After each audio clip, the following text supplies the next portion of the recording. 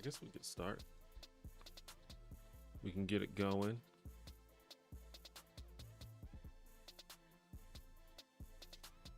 Hello, everyone. We're back again for the Friday stream.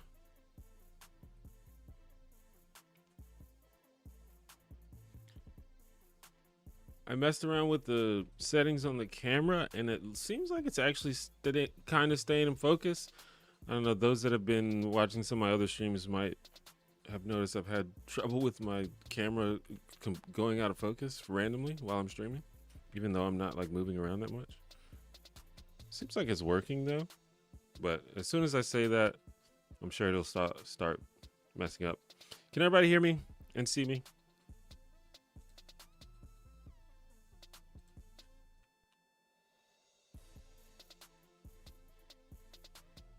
I'm gonna make my announcement on Discord. There's got to be a way to probably automatically do that, huh?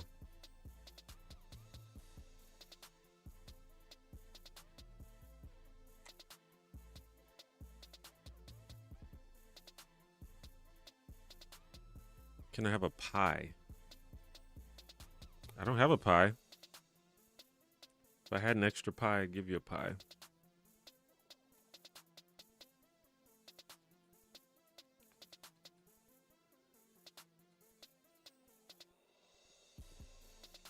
Does Alabama have a unique cuisine? I think when I think of Alabama cuisine, I just think of Southern cuisine in general, Southern soul food. I mean, there's some like individual things that are, I think, pretty associated with Alabama. Like moon pies, for example, I think are kind of associated with Alabama. I know people eat moon pies in other places, but in like certain Alabama chains or restaurants,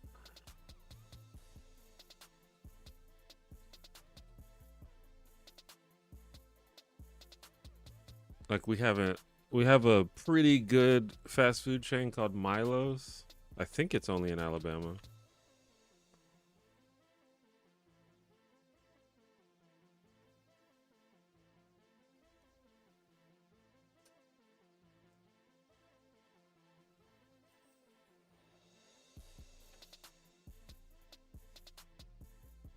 Hello, hope you're having a great Friday.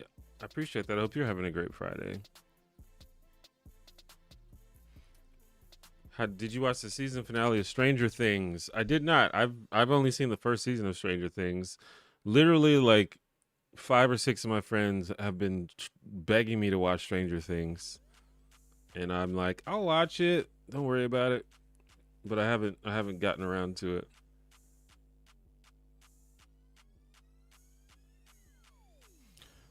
I've had a couple people tell me that the finale was disappointing, which I don't know, man. When a show is that hyped up, it's really hard to make a satisfying finale.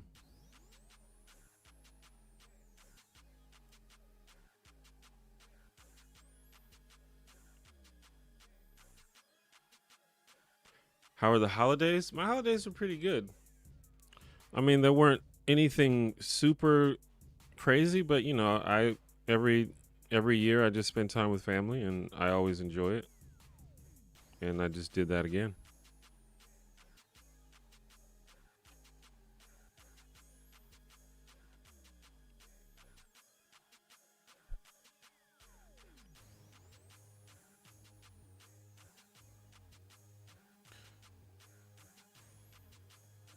What are some of your favorite novels?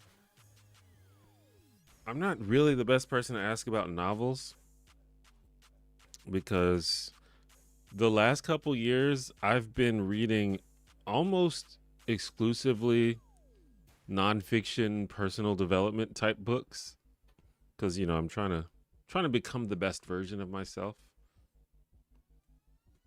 So I haven't read like a legit novel in a long time. I can tell you my favorite novels from when I was younger.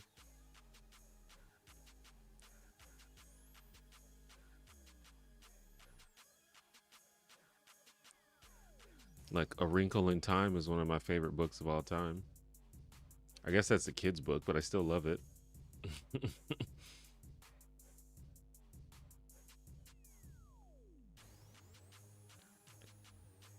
Appreciate your content as a man from 83. Appreciate it. I appreciate you. Did you know your most recent video would do as well as it's done? I did not. It was a little bit of a surprise. I mean, I'm starting to develop a better sense of what videos will do well, but it's unusual for my videos to get 1 million plus views at this point, so I can never really predict that yet. But and it's kind of opened my eyes to other types of topics that I can maybe do on the channel, because I talked about this before, but there was a period where I was very hesitant to do a video about a show that I didn't think a lot of people were familiar with, because I literally had people would like tell me like, I don't really click on the videos unless it's a show that I'm familiar with. But this particular show, a lot of people weren't familiar with, and a lot of people discovered the show through that video. So that kind of tells me like people will watch the video if the premise is interesting enough.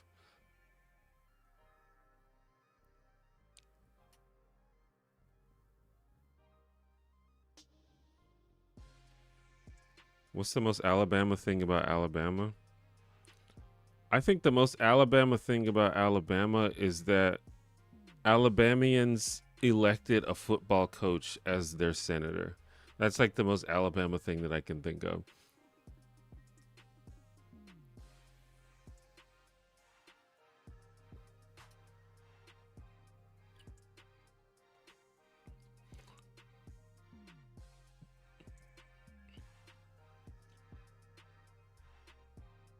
Did you watch DS9 yet? I did not.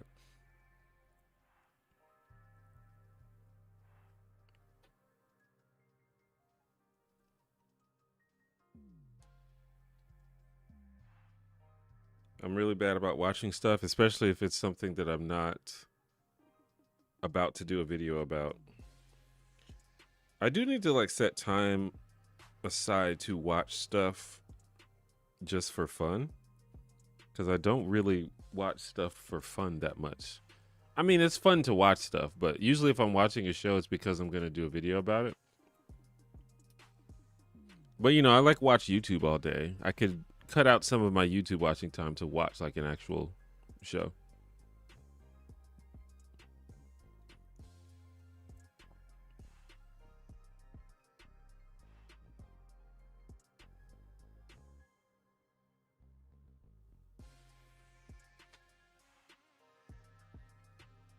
Redheads versus blondes. I like them all. How do companies approach creators when y'all get brand deals?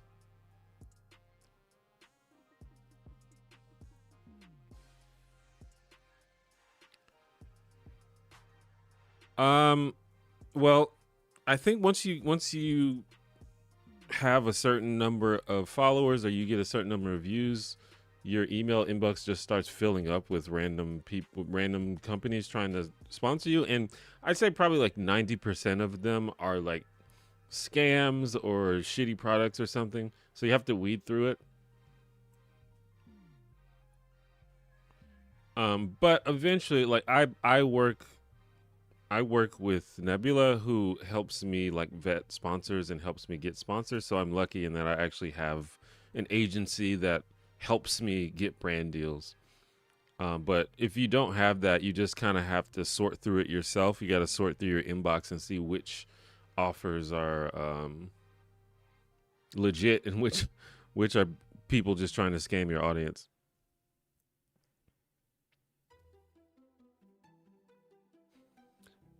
If you don't have a big audience or an audience, then you have to kind of pursue it yourself. You have to like email brands yourself or use there's like different third-party tools that can connect creators with brands. I think there's something on YouTube itself that connects creators with brands.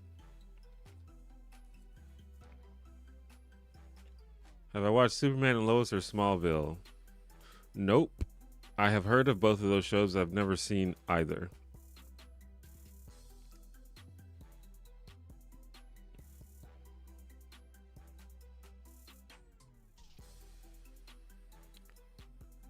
Have you seen Cat Icarus?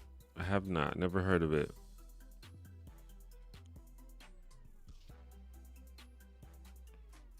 Why is YouTube so fucking weird? It shows me every time you live stream, but never your vids. I just noticed you released one 3 weeks ago that I didn't see in my feed.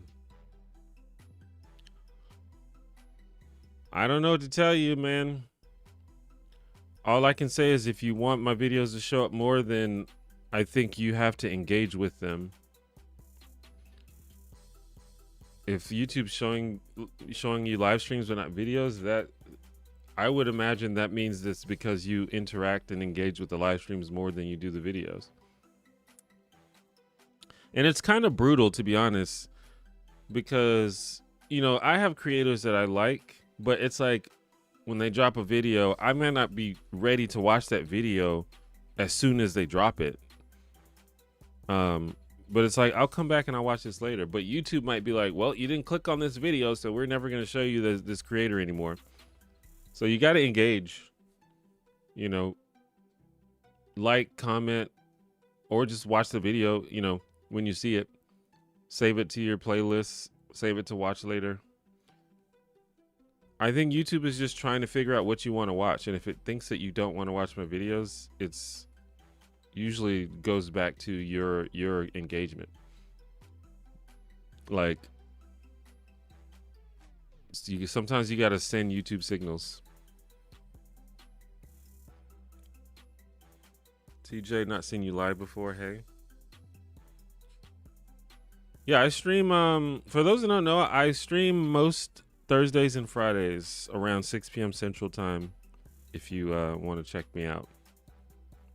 Thursdays is a gaming stream. Fridays is the chill stream where we just hang out like this.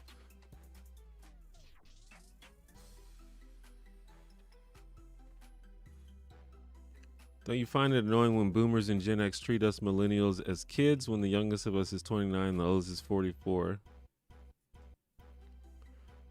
I guess, yeah. I think there are probably still boomers that are complaining about millennials, and it's like, dude, I'm 40. Relax. But I think Gen Z is like the new target of condescension these days, and that's just how it goes.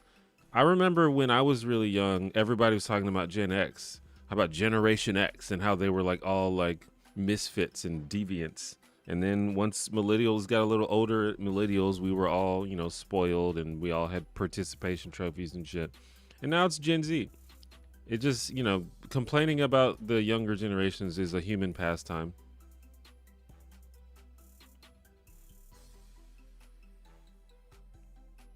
Seen anything by Jenny Tartakovsky? I just got into and caught up on Primal. I haven't seen Primal. I've seen like promos for it. It looks cool. But I mean, didn't Jenny Tartakovsky make like Johnny Bravo or something like that? I've seen that. And he made Samurai Jack too, right?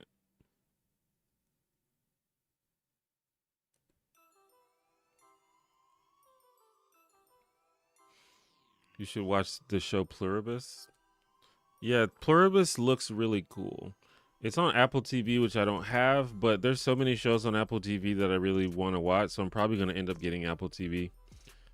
Because I want to watch Ted Lasso and Severance and Jon Stewart show and some other stuff.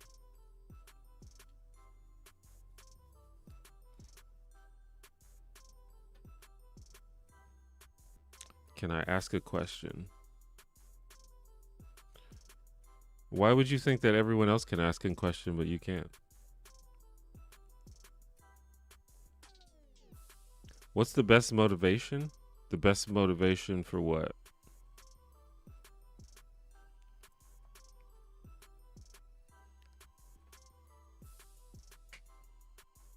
I keep forgetting Jindy did Dexter's Lab. Yeah, I was gonna say Dexter's Lab, but I'm not sure. I wasn't sure if he did that show. Because a lot of those Cartoon Network shows back in the day, they shared a lot of staff, I think. But I can't remember who created which show. I get them mixed up.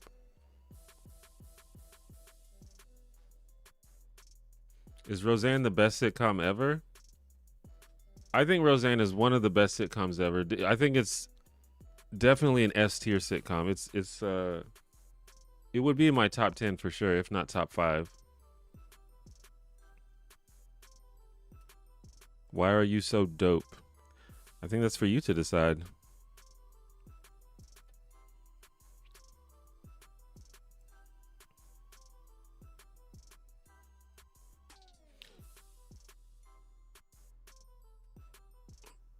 My daughter started a channel. Once she hit like 5 to 10K subs, her contact email started blowing up with sponsorships, which were mostly Chinese companies offering to send free junk for vid reviews. Yeah, that sounds about right. I think that sub range is very treacherous. Like when you start to build an audience, but you're still a little small, like in the 4 digits or like early 5 digits, thousands of subs. Because a lot of companies know that people in that range would love to get sponsorships and would love to start making money from their content. And so I think they prey on that.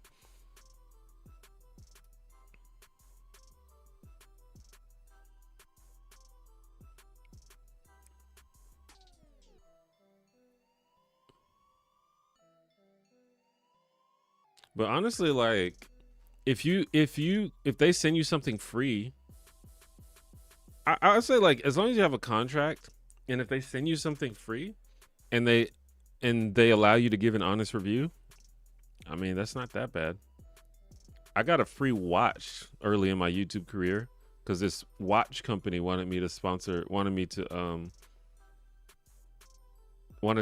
me for my videos, and it's a cool little wooden watch. It was awesome. They didn't pay me; they just gave me a watch. But I was like, I'll take a free watch. I don't really wear watches anymore, but I have it. I don't think it works. I think it's broken.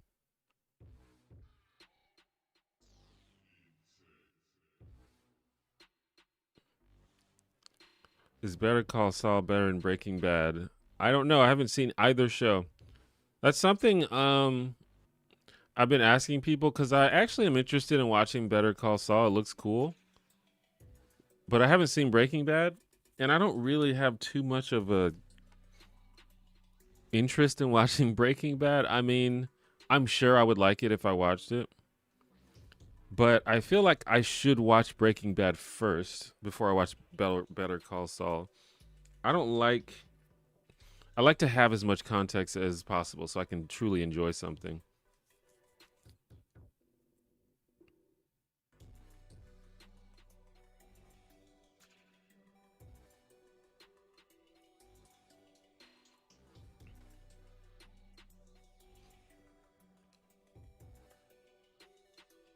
I've been on a 90s kick. It's hitting hard. Maybe where I turn 36 in 2 months. Well, I'm 40, so if anyone is feeling old, you can at least know that you might not be that old. But I'm sure that there are people. I've realized that a lot of my audience is. I think for the most part of my career, my audience was decently younger than me, but it seems like I have a lot of people in my audience that are around the same age as me now.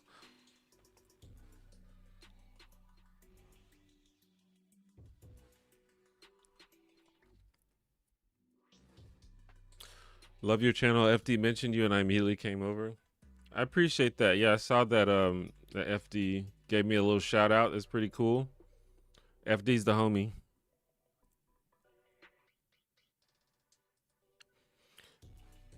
If you could go back and be a cast member of a TGIF era show, which show and what would your character be? Well, the show would definitely be Boy Meets World. I don't know about what character though. I'd probably be. The thing is, like, am I casting myself as a kid or am I casting myself now?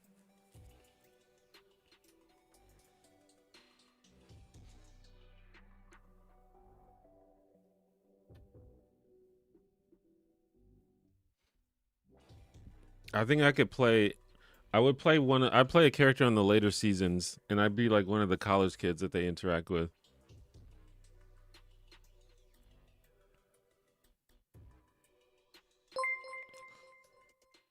Oh snap! Fade away. Get with the 5 gifted memberships. That's actually the first time anyone has gifted memberships on this channel. So, 5 of you have a channel membership. There's some. I think there's a few custom emotes in there, and you'll get a little thing by your name when you comment on the videos. So that's cool. Appreciate that.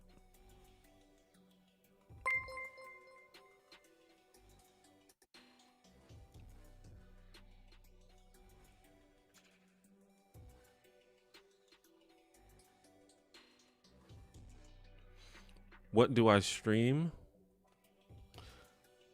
Um, I I do this stream, which is just a chill hanging out stream, and then I'm currently playing through Disco Elysium on Thursdays on the stream. After I finish that game, I'll figure out what game. I'll probably ask the community what game they'd like me to play next. Maybe like come up with some options and then see what people prefer. How do live streams work? How do they break down the watch time? I don't know if I understand the question. How do they work in terms of what?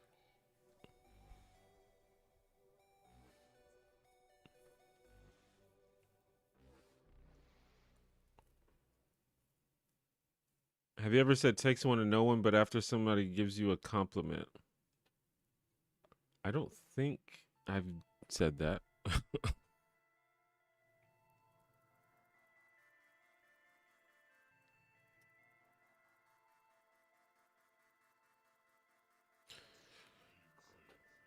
Yep, we are middle aged now.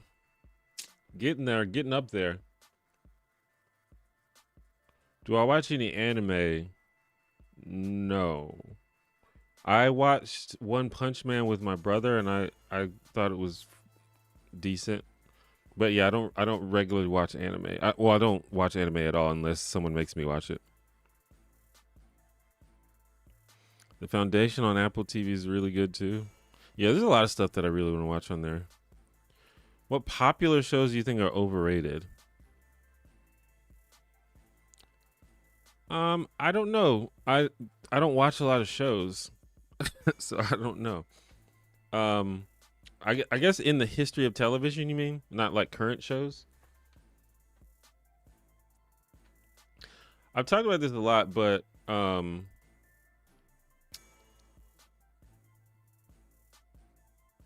I really don't like the show Two Broke Girls.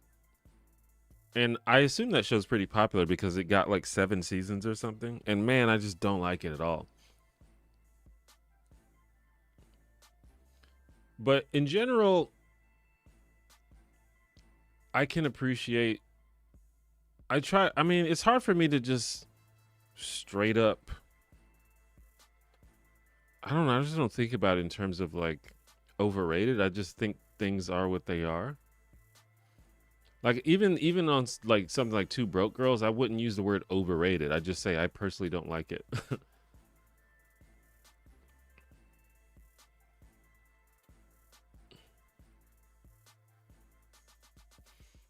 I'm trying to think if there's something that I think is like overrated. Because a lot of times a thing is just it just is what it is.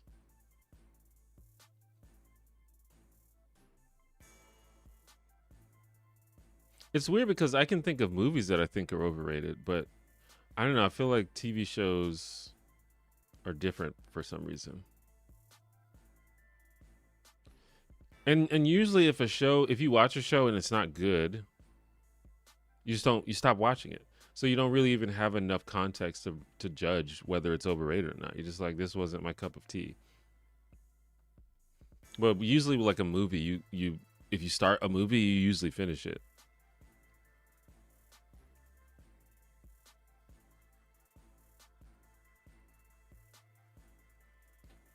Check out Bubble Bath. It's a Hungarian movie from the 80s. It's good. It's on Tubi. Bubble Bath. Interesting. Yeah, I never heard of that one. A Hungarian movie from the 80s called Bubble Bath. That seems like it's probably. Is it weird?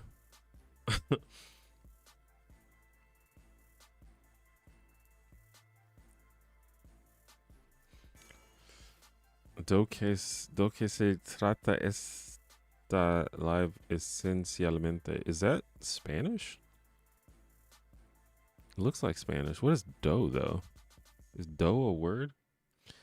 Um, I don't. I'm learning Spanish, but I'm not that good at Spanish.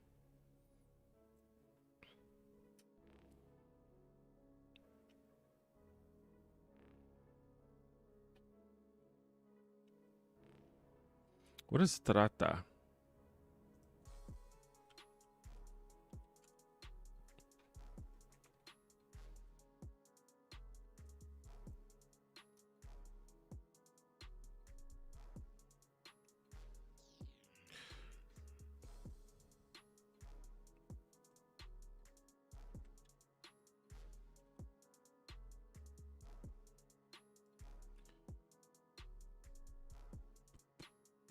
It was Hanna-Barbera for Dexter's Lab. Well, Hanna-Barbera was the production company, but the idea of the show might have been created.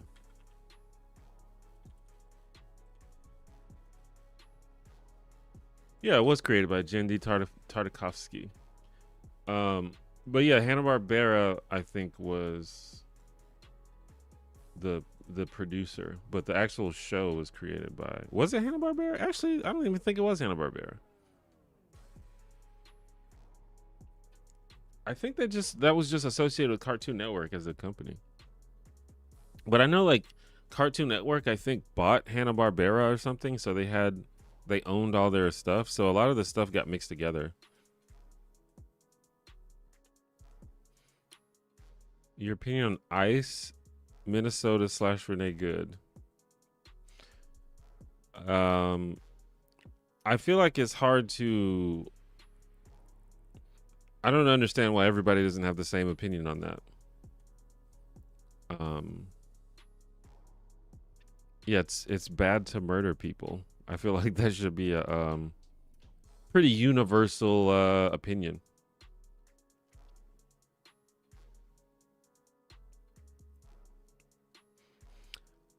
Kind of sucks that we live in a society where people like deny that something happened even though there's like video evidence of it. Like that's really bad.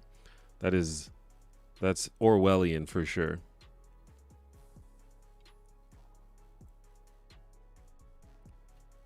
What are your thoughts on political commentator Kyle Kalinske? I don't watch that much. I'm familiar with Kyle Kalinske. I don't watch him a lot, so I probably don't really have an educated or informed idea of his content. Seems like a smart guy, I guess. I've seen him like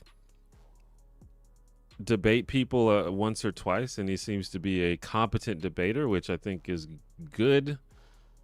Because a lot of left-wing commentators are not good debaters.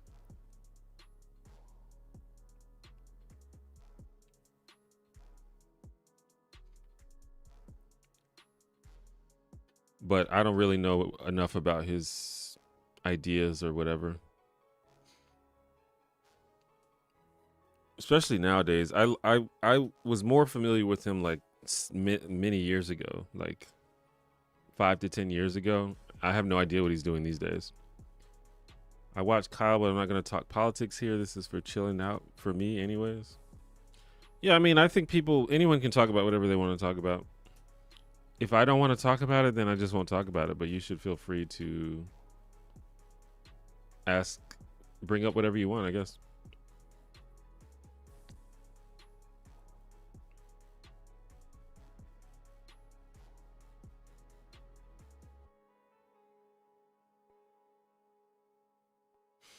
Yeah, that's not Spanish. That's is that Portuguese? Maybe it is Spanish.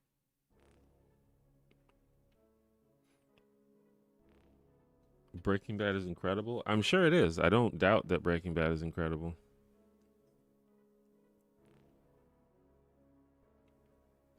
Worth the hype or just stick with Switch One? I mean, it just goes down to whether you want to play the games that are on Switch 2. That's really all it is. If there's games on Switch 2 that you want to play, then get the Switch 2. If there's not, then don't.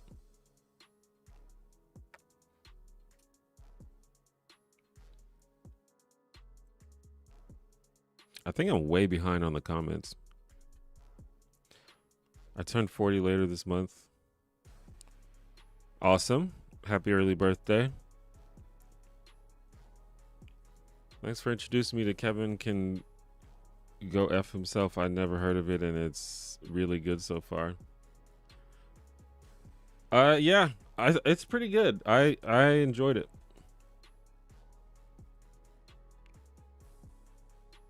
It's funny. A lot of people misname the show as Kevin Can Go Fuck Himself. It's called Kevin Can Fuck Himself. But for some, like, so many people say that. I think that's just, it sounds like that's what it should be.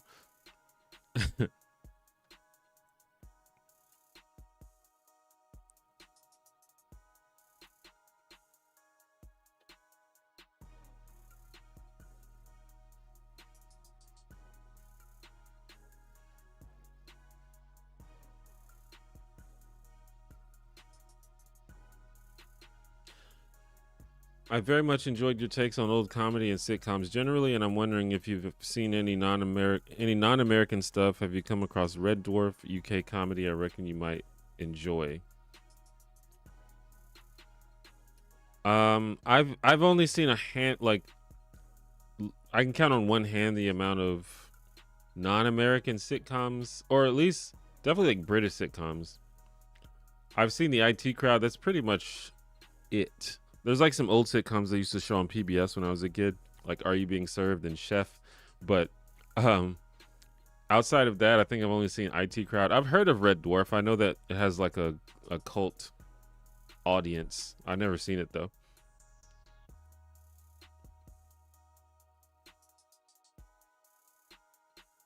It's crazy to think 40 years from now, Soldier Boy will be played at the nursing home for us millennials. Yeah, it's gonna be. But the thing is, it's not gonna be crazy for us. It's gonna be normal for us.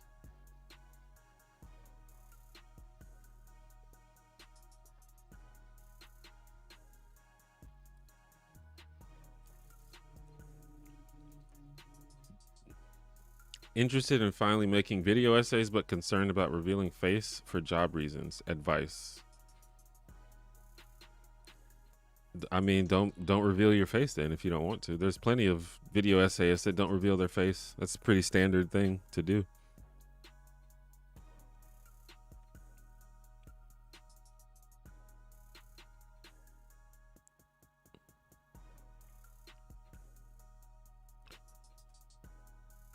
How old you is? I'm 40. Imagine if you were the janitor in Boy Meets World.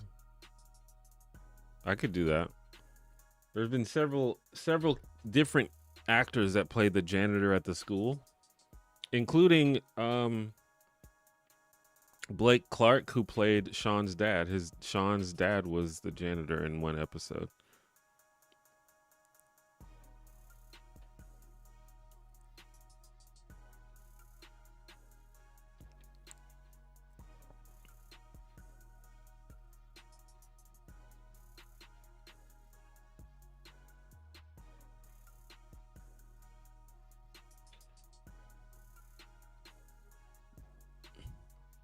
If you were on Boy Meets World, I could see you as a less aggressive Mr. Turner.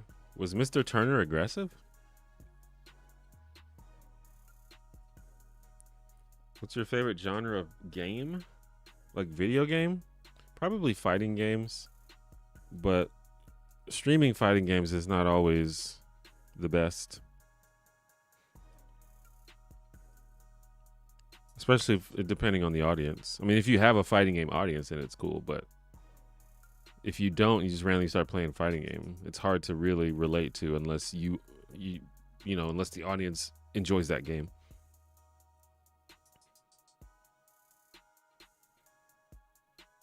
If you were a coffee roaster in Scotland, how would you go about starting a career in D&D? A coffee roaster in Scotland. Is that part essential to the story? I don't really know how to start a career in D&D because I've never done that, but I mean, getting involved in the community seems to be the first step. And there's an extensive online D&D and tabletop community. So you just kind of have to put yourself out there. Probably getting involved in the local community is good too. What's up, bar guest? What would you say is your favorite show of all time? The Cosby Show is my favorite show of all time.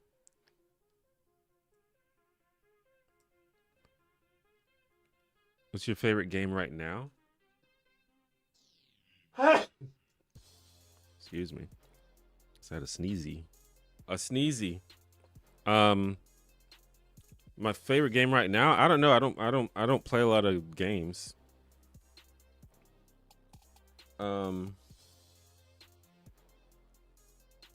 Honestly, the game that I'm playing right now, which is weird, is Hearthstone. But that's like the only video game I'm playing besides Disco Elysium, which I'm playing on stream.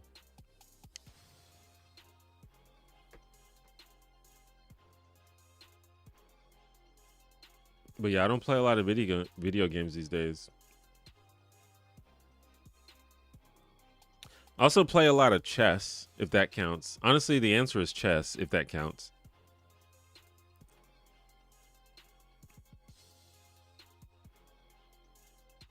Chat is delayed, so some stuff is not landing at the right time as you read them. Yeah, no, I think that's just kind of the experience of watching my stream, because I try to read most of the questions if I can, and because of that, I end up getting behind as new questions come in.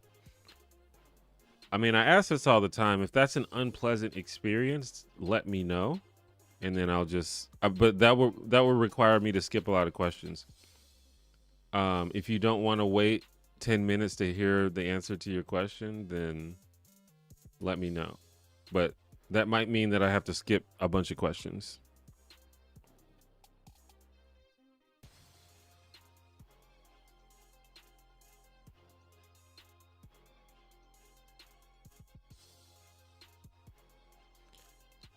This is going to be an interesting question that you might find different, but is your family like you? You're very cerebral and curious. If that is a family thing or if you're the unique one in the family.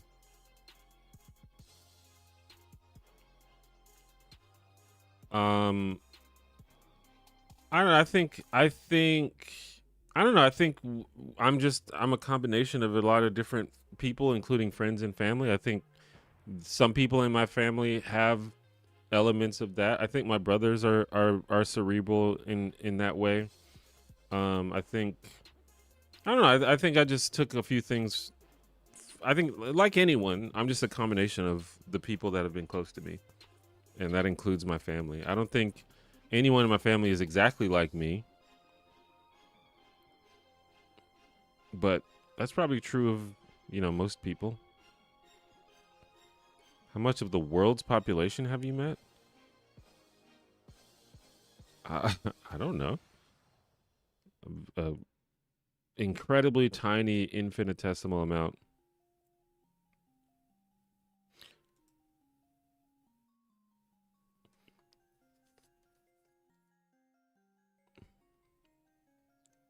I keep seeing your comments on Jake and Amir videos.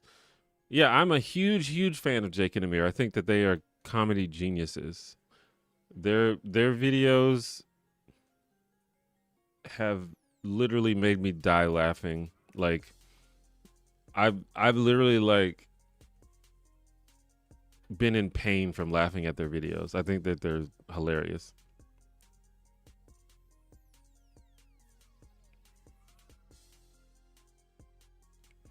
I used to like Two Broke Girls, but at some point got fed up with all the weird jokes about essay and similar stuff. Yeah, it's a show. It's a pretty edgy show, but that's not why I don't like it. Because I mean, being edgy doesn't matter to me as long as it's funny. I just think the show's just so unfunny, and it's nothing to do with like the people on it. Like I'm actually a Kat Dennings fan, but yeah.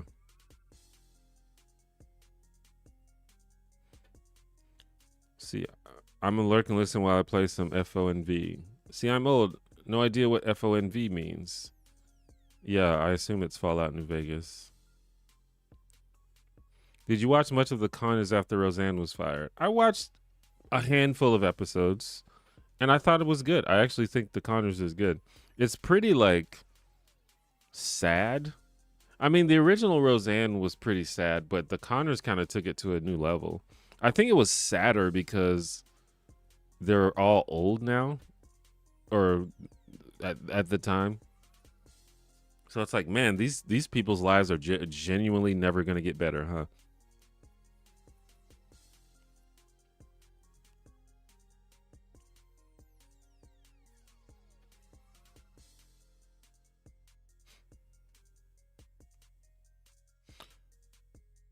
Person speaking Portuguese. Yeah, I realized that after a couple more comments that it was Portuguese, because I'm pretty familiar with Spanish, but I know that Spanish and Portuguese are very similar, and often Spanish and Portuguese people can understand each other when they talk to each other. But I was like, this doesn't look right. Because I've been studying a little bit of Spanish.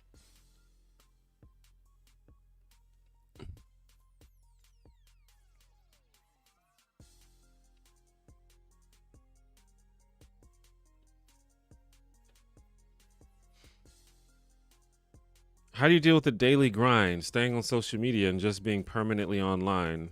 I wouldn't even know how to start existing in that world. Mad respect for you, man. You're killing it. Well, I don't really do social media in as as fervently as some other creators do. Um, and I limit like my social media access, kind of like in terms of like social media platforms. I pretty much only post on Blue Sky these days, and I guess Facebook, but Facebook is kind of more of my sort of personal page that I'm connected to a lot of my friends on. I mean, there are viewers that follow me on Facebook, but yeah, I post on Blue Sky. I don't even like. I barely read feeds anymore. Um, I don't read a lot of comments. So I don't know. I feel like I really, really compartmentalize my access to social media. I'm not just like posting on Instagram and TikTok and Twitter and stuff every day. I'm not really super concerned with maximizing my social media exposure. I just make videos, and if I think of something funny, I put it on Blue Sky. That's pretty much it.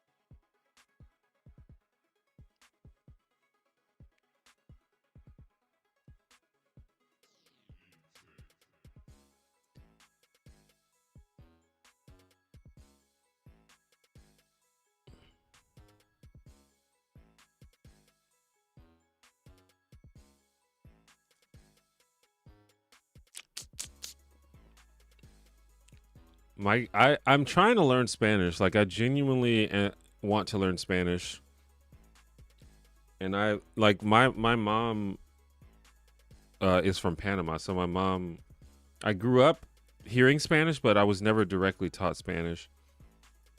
Um, so I like have this sort of framework where I know a lot of Spanish words, and I basically understand Spanish grammar, but I just don't have the vocabulary or the practice to really speak it, and that's what I'm trying to correct. So I've been like really learning Spanish, and maybe I can learn Portuguese next since it's so similar. If I can successfully learn Spanish, I will probably try to learn another language after that. But I have to prove to myself that I can learn at least one language outside of my native language. Learning a language is hard. There's a lot of content that makes it seem like learning a language is easy, and if you just do this one trick, or if you do this one class, this one method, you can learn a language in 3 months. And it's like, no, you can't, bro. Unless you're just some kind of like maniac, or unless you just like immerse yourself, like literally move to fucking Spain and literally can't interact without the language. But I imagine most people in Spain speak English these days, so it probably doesn't matter. But I think that's the only way I think to learn a language super fast is just be in a position where you have to learn it for survival. So like where you just like move to the country, or you need to learn it for school or something.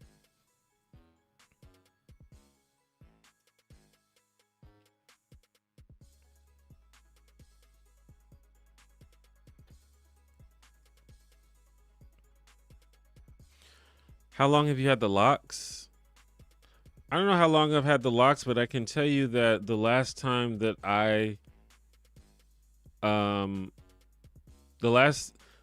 I'll say I've been growing my hair since 2009, I think. At some point after that, they became locks. They didn't start as locks. So what's that, 15 years?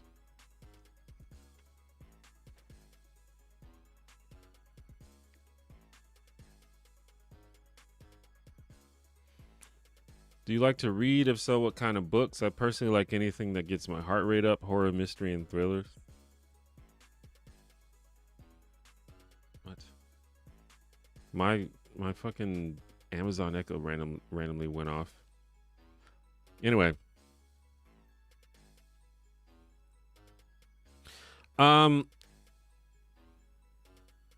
I was telling a viewer earlier that the only books that I have read in the last couple of years have been personal development type books, and just like nonfiction, or like books that will help me learn skills and stuff. That's kind of what I've been into the past couple of years. So I haven't read a lot of fiction.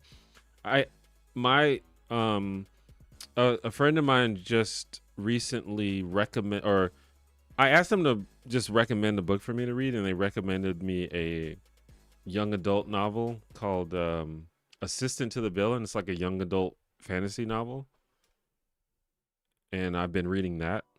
It's whimsical and cute. But yeah, I haven't read fiction outside of that in a while, because I've been trying to like learn stuff and like become a more useful person.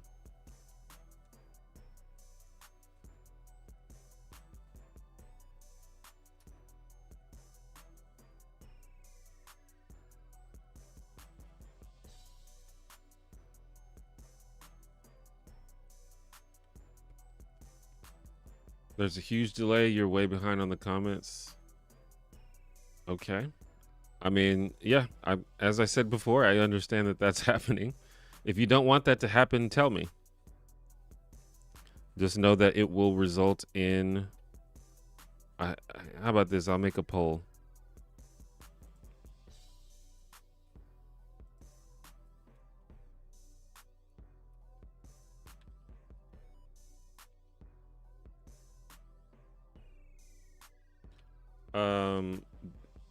Delay in answering comments. Most questions. Hold on. Most questions answered, or less delay. Many questions skipped.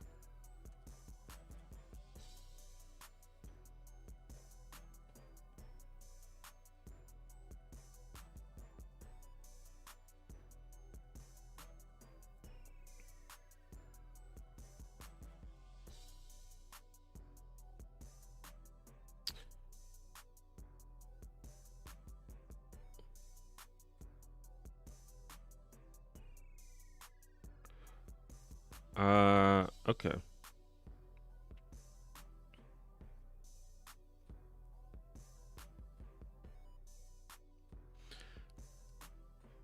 How can I better conversationist have more general knowledge if I don't like reading? I do watch podcasts and YouTube. Well, there's audiobooks are a thing. An audiobook is basically similar to a podcast.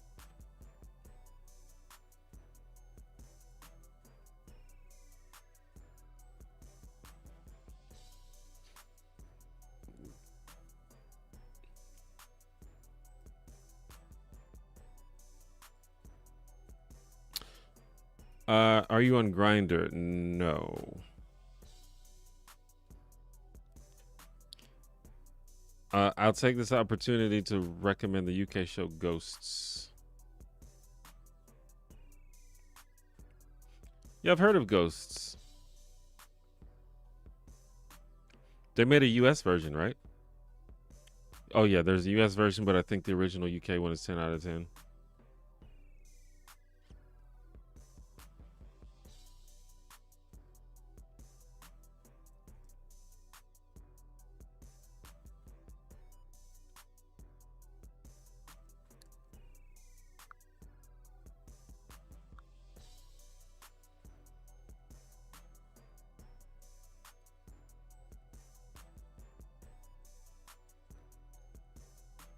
Did you like the remake of The Wonder Years a couple years ago? I only watched one episode, I think, but I did like it. Dude, loved your timeline videos. Was so great. Question: now that you are not political, does it upset you if right wing people enjoy your non political content? I am one such.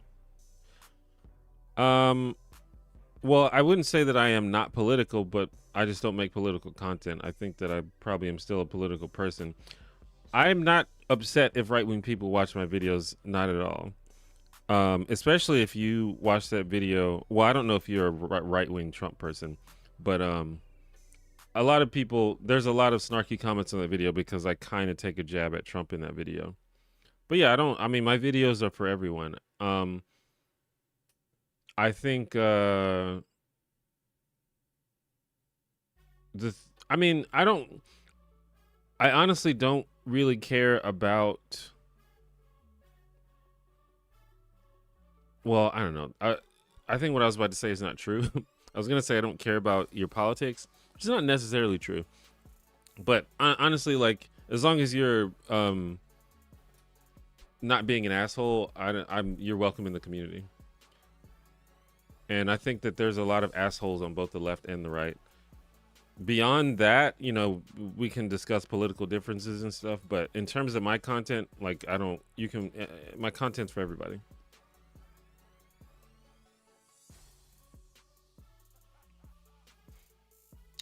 And of course, my camera is not focusing on me. There it is. It said so. Well, only 11 people have voted, but 91% said that they prefer the delay in most questions answered than less delay with skip questions. So far.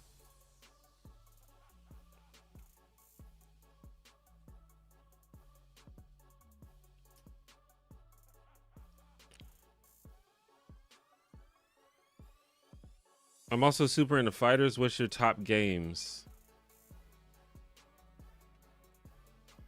My favorite fighting games of all time. Smash Melee, Smash Ultimate, Tekken 7, Street Fighter 6, Skullgirls, Marvel vs. Capcom 2, and Marvel vs. Capcom 3, honestly.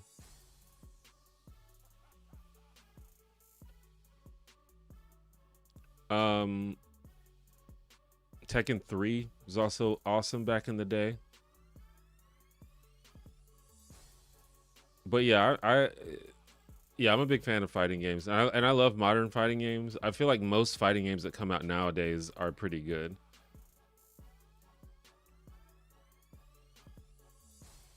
Top 5 Lord of the Ring characters by complexity. Here's something about me. I have never seen Lord of the Rings. I've never seen any of it.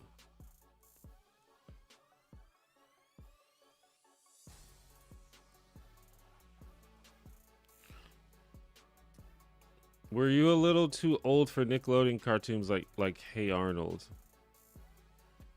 I mean, I'm gonna try to speed up a little bit and catch up with the chat. But I definitely watched Hey Arnold when I was a kid. I do think Hey Arnold was probably like, when did Hey Arnold come out? Like 2001 or something? Oh shit, 96. Holy shit. It's way older than I thought it was. No, I was definitely a kid when Hey Arnold came out. I guess I discovered it later cuz I was like 10 in 1996. And I don't remember watching Hey Arnold when I was 10.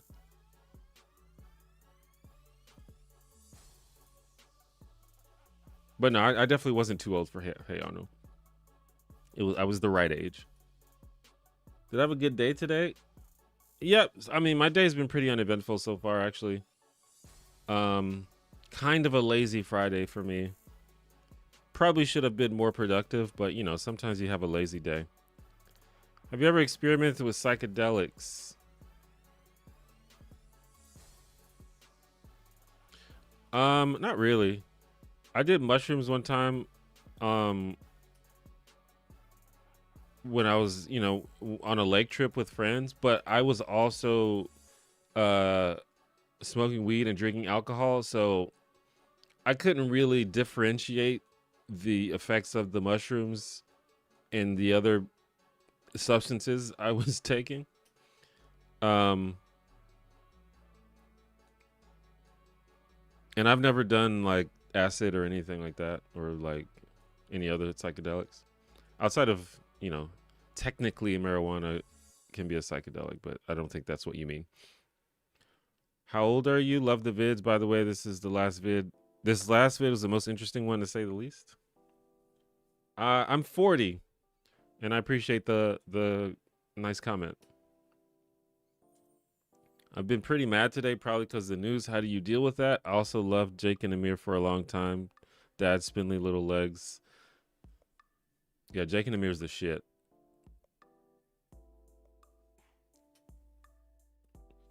How do you deal with being mad because of the news, or just being mad in general? So, I mean, you have to limit your exposure to things that piss you off and things that ruin your day. I think there's this idea that you have to engage with the news, or you have to engage with things that piss you off. You don't have to. Like, turn off the computer, turn off the TV, turn off the device, and like go take a walk, you know? Go do something fun, go bowling, go to your favorite restaurant. Like, you don't have to sit around and just doom scroll all day. But also something that I have recently been hip to, and it might sound a little bit I don't know, a little bit cringe, but like a little bit new agey, but I think sometimes the problem is we get these negative emotions, and we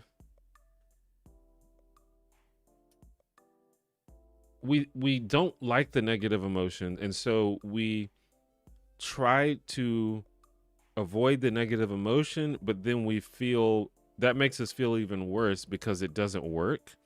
And so we just feel bad, and then we feel upset or guilty or shameful because we want to feel better, but we can't. And sometimes the way you deal with that is just by allowing yourself to feel the negative emotion, and don't judge yourself for feeling it. Just feel it. And then once you actually allow yourself to feel it, you realize that you survived it. It's not the worst thing that's ever happened. You know, it's okay that I'm mad right now, and I know that I'm not going to be mad forever. and sometimes that makes you feel better.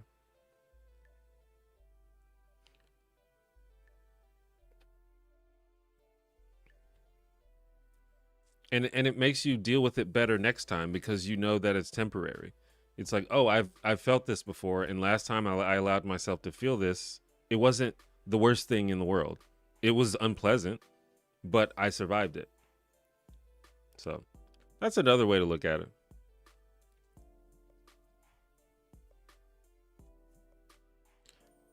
Texans or Patriots Sunday? I don't care, but I'll just say Texans.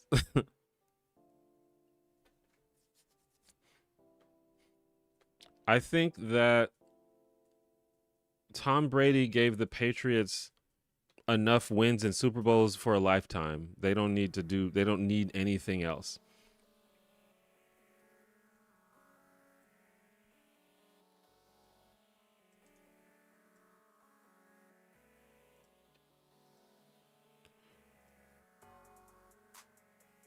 If each finger on your left hand could pour any kind of drink or liquid you wanted, what would it be?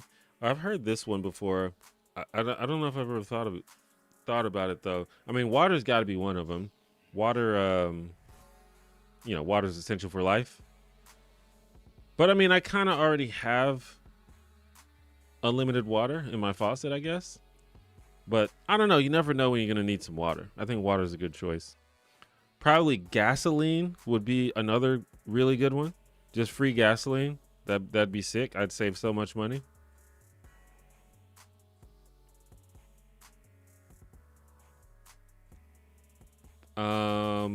What else?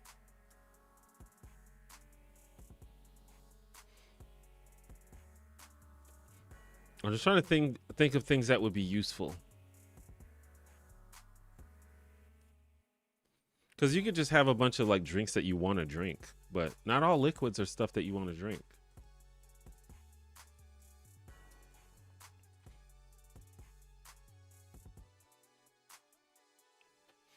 I don't know. I have to think about it more. What's your thoughts on Jordan Peele movies from a creative perspective? I think Jordan Peele is an amazing director. I think all of his movies are quite good. Uh, from a creative perspective, I mean, I think he's doing things that I think haven't been done before in movies. So I think he's definitely a creative visionary. Do you consider yourself Afro Latino? I've thought about that honestly. The thing about it is, I was not raised up in Latino culture at all.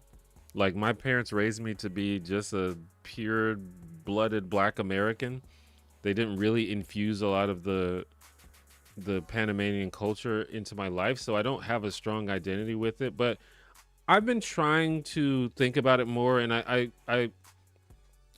want to embrace it more. That's one of the reasons why I've been trying to learn Spanish.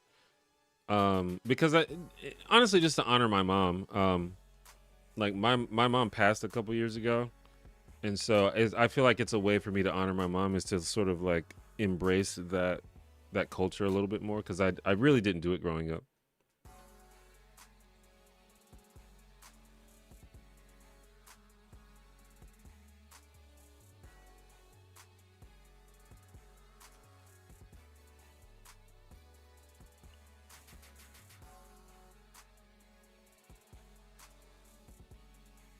My daughter goes to private school, and I was very excited that she would be learning Spanish. Instead, she's disruptive in class and comes home to practice Japanese on Duolingo. Disruptive in class? Jeez.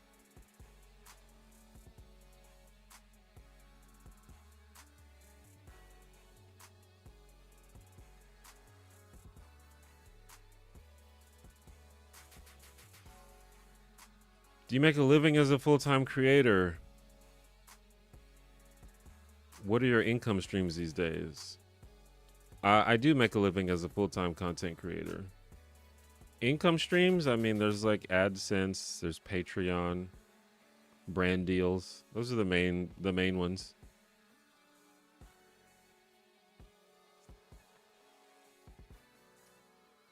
If you could automatically know how to read, write, and speak 3 to 5 other languages, Matrix injection style, what languages would you choose?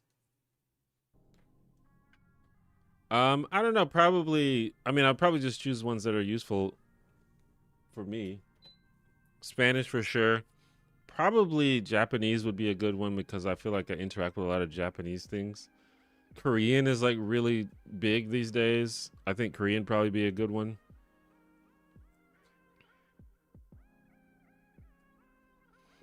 I might just pick one just because it's cool. Like Bulgarian's really cool to me. Arabic is really cool. Arabic might be a good one.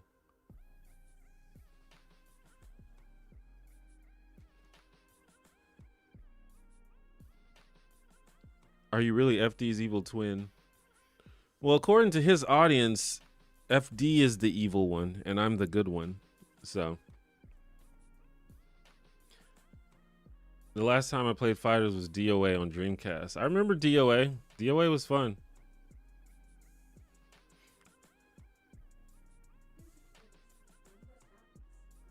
Oh my god.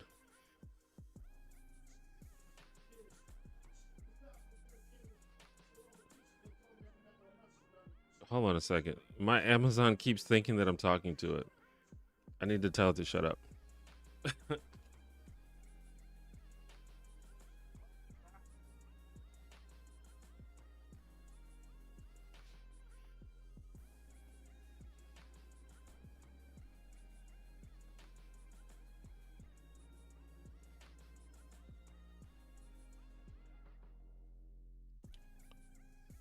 Is Louis C.K. considered fine now or no?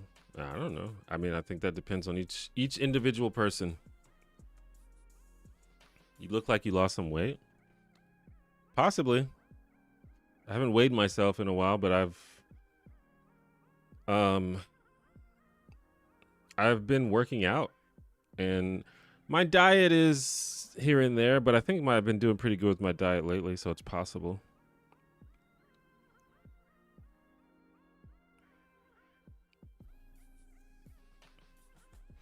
I started my channel in September 25 and been loving my growth.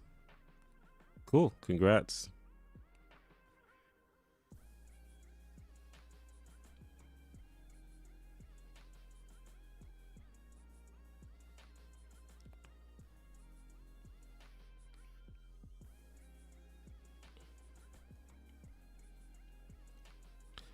Disney Channel girls you had a crush on? I liked Lalaine from Lizzie McGuire. Well, I had a crush on Hilary Duff for sure. I mean, I kind of still do. But I wasn't a Disney Channel kid. I didn't watch a lot of Disney Channel. I was a Nickelodeon kid. I watched cartoons. I didn't watch a lot of like live action children's content. Unless it was like my crushes were like Angela and Topanga from Boy Meets World.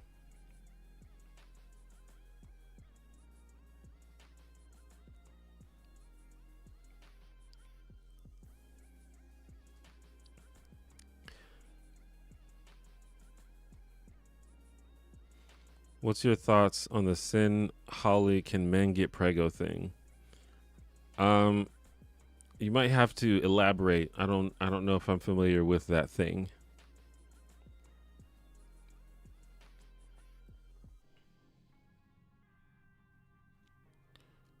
Absolutely love your last video. Top tier. Definitely gonna watch the show now. Dope. I appreciate that. It's a good show. And I mean, I do, obviously I spoil a lot of the plot in that video, but trust me, there is so much about that show that I did not cover.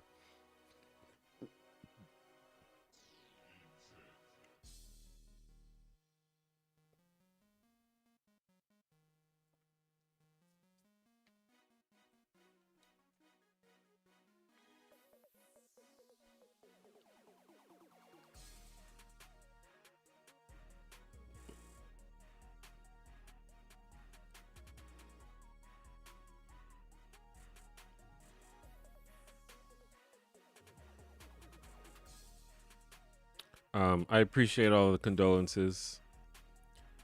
Yeah, losing a parent is rough. I don't recommend it.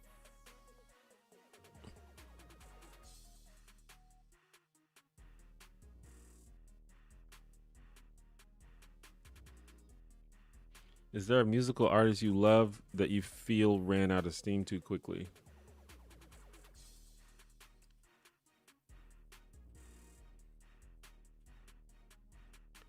I don't know. I'm trying to think of something that ran out of steam.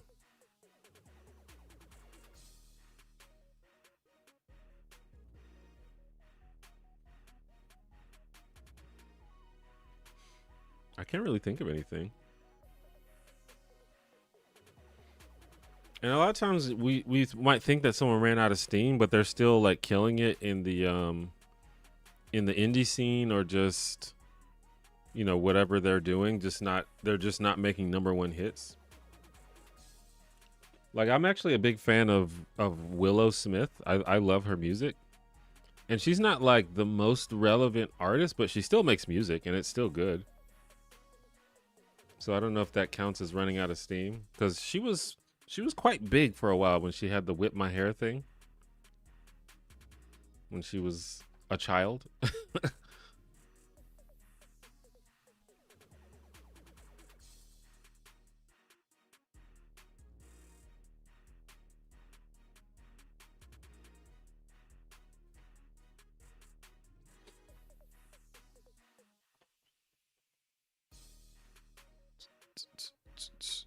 I didn't know she still made music. Yep, she does.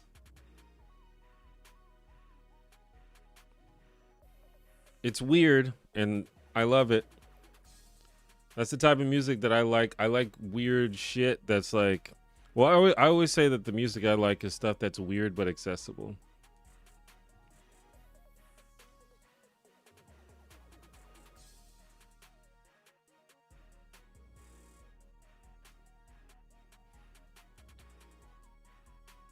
Ask me anything, lives are just lazy. Tell me you're out of ideas without telling me you're out of ideas.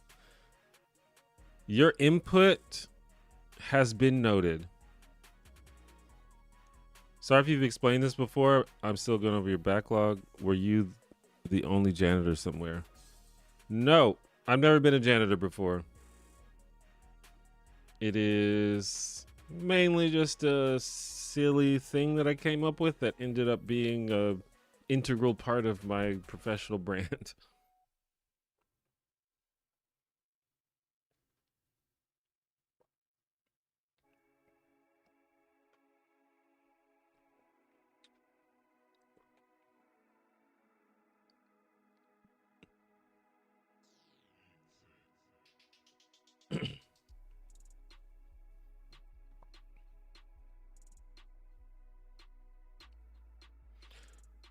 So 27 votes. Still, the vast majority of people prefer delayed responses to comments if most questions are answered over less delayed responses, assuming many questions get skipped.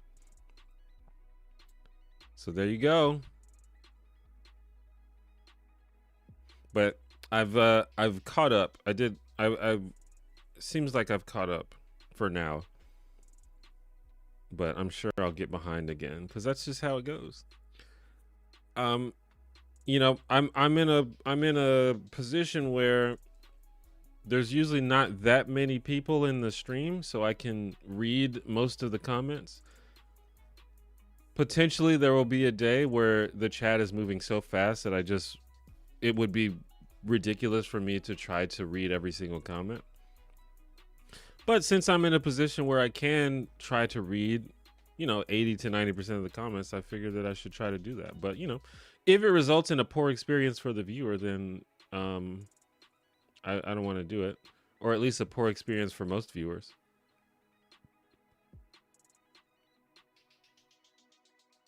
But every time I ask people, it doesn't seem like it seems like people appreciate the fact that I read most of the comments.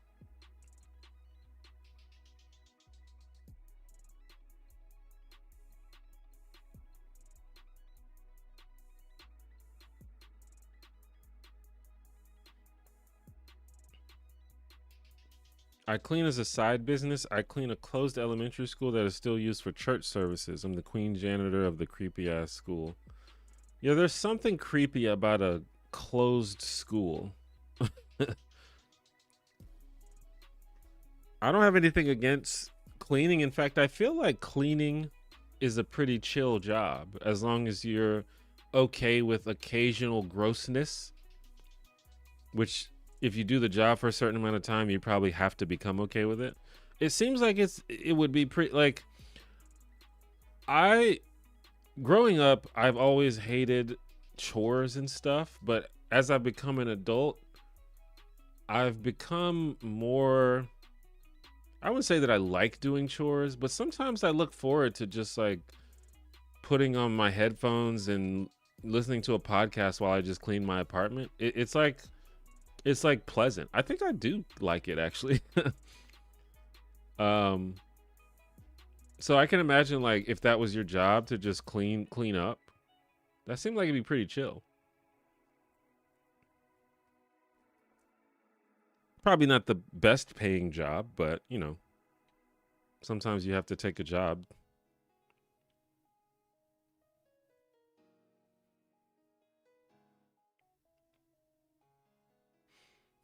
That's something I learned from the many personal development books that I've read is one way to build good habits and to not procrastinate on the things that you need to do is to find a way to make it enjoyable. And I've found a way to make certain chores enjoyable. Not all chores. There's still certain chores that I don't like laundry. I'm not a big laundry guy. Hate folding clothes,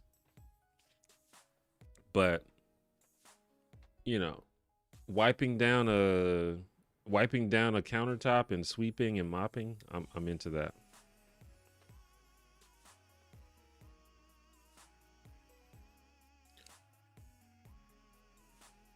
What's your favorite what was your favorite show growing up? My favorite show growing up.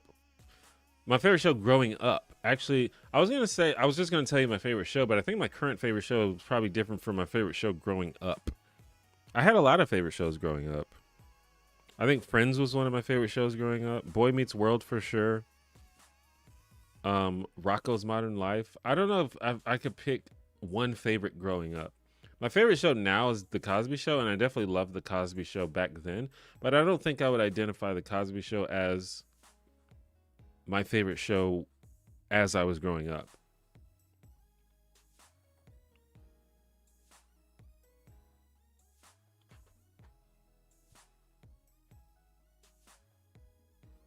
And as you might expect, it's mostly just sitcoms and cartoons.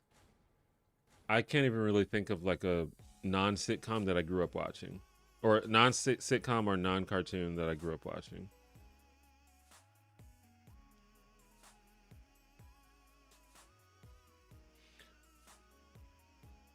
Sorry to go back to your last video, but I found it so captivating. Any interest in sharing your methodology on creating a video like that? How long did it take to create? You don't have to apologize. I could literally talk about YouTube all day long. It's one of my favorite subjects.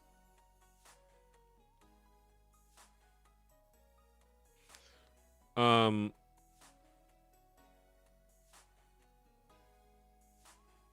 but the methodology, I don't know. I mean, you know, I mean, obviously you have to watch the show. So I watched the show. I usually end up like I watch the show in full, but I usually end up watching it most of the episodes, you know, more than once as I'm, you know, researching and putting the video together. But yeah, I don't know. Maybe if you ask a more specific question, I'm not exactly sure what to say because the methodology is I watch the show and then I write the things that I want to say about the show and then I record it. But it seems like you're looking for a more interesting answer than that. So maybe you're a little more specific.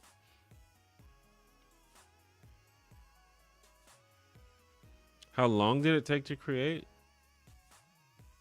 Um, I'm not sure. Like, I wasn't like keeping track, but probably somewhere between 50. Well, so if you count watching the show as part of the creation of the show, because watching the show was necessary for creating it, then obviously that adds many hours.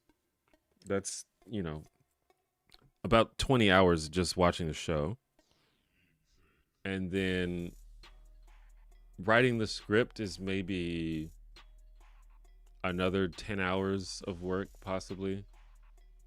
Maybe more, depending on, because I I rewrote it in certain ways. I rewrote certain sections, and then recording the video is probably the shortest thing. That's about an hour. On that video is probably a little more than an hour, and then editing is a good chunk of time. I don't know. Editing is maybe somewhere in the 20 to 50 hour range. And then that's that's the bulk of it. There's other research that goes into it, but you can add that into the watching the show part.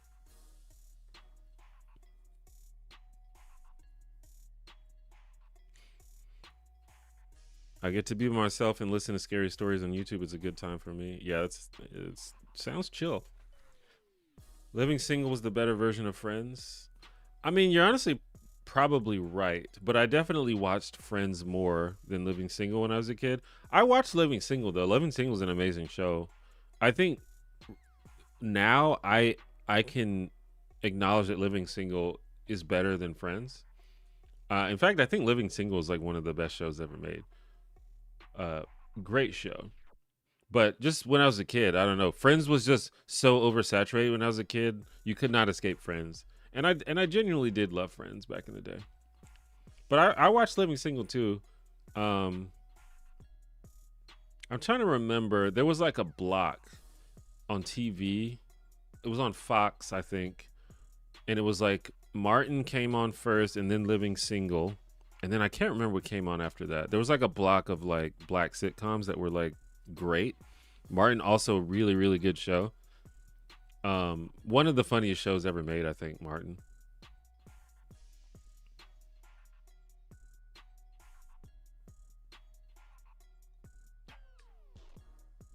It's cool how the unks know each other.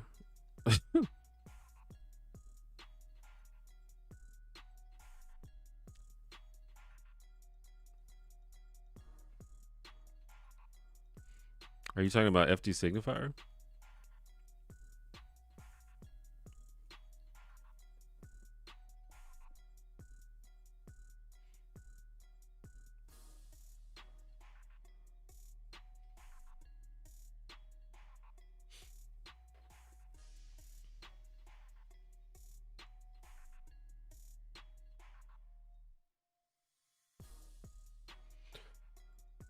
But yeah, I can't remember what.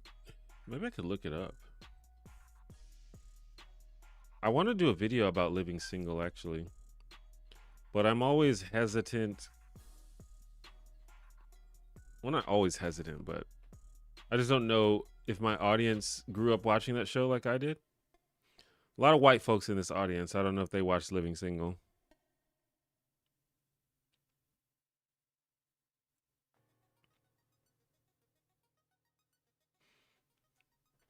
Did you happen to catch your evil twin FD Signifier's vid on your channel? If so, what are your thoughts? I did catch that video. And yeah, I appreciate it. I think his analysis of the situation is pretty spot on. The only thing that I don't like personally is this idea about the algorithm trying to kill people's channels.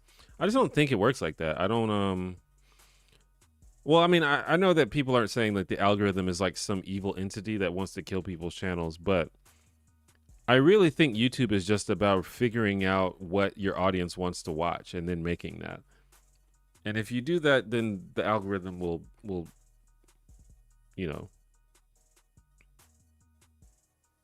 the algorithm will boost your video. That's how I feel, at least. Or at least that's how I feel like I have to feel It's another thing that I've been trying to internalize lately is you have to take responsibility for your own life. Like you can't blame your downfalls on an external source, because if you blame your losses on something else, then you also have to blame your wins on something else. And I don't want to do that. I want to blame my wins on myself because I did it.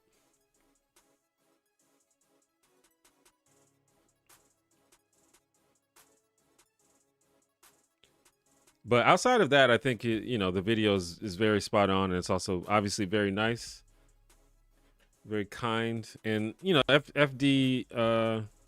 We've collabed before. We've talked. We're cool, and he's always given me shout outs, and I've given him shout outs, and we promote each other, and Feek is the homie. I was just watching the Cosby Show earlier. Still can't believe Malcolm Jamal Warner is gone. Yeah, that's crazy. It's one of those things you just came out of nowhere. Just didn't expect it. Malcolm Jamal Warner is kind of a legend. He's like a TV legend.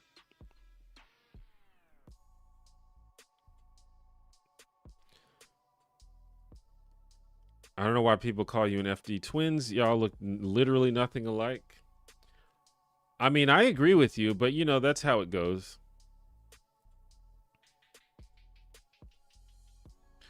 But, if you try to be charitable,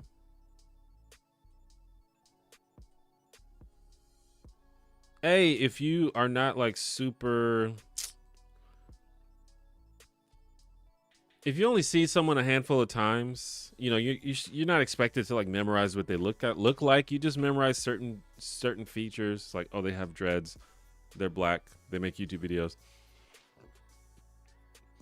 It's probably a little bit of a microaggression, but at the same time, I think people of a race tend to be able to differentiate people of their own race more than people of other races. I think that's just a thing that happens.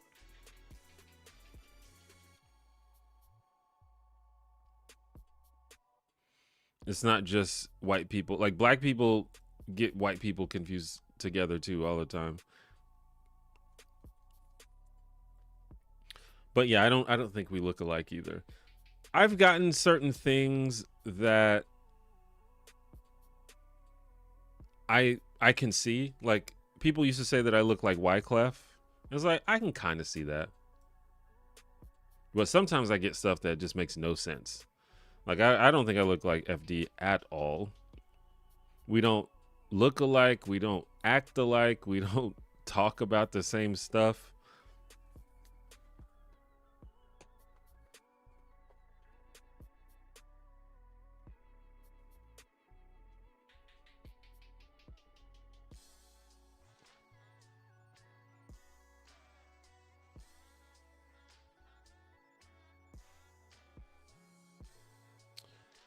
You single-handedly put a quarter of the internet onto Kevin Can F Himself. Bravo.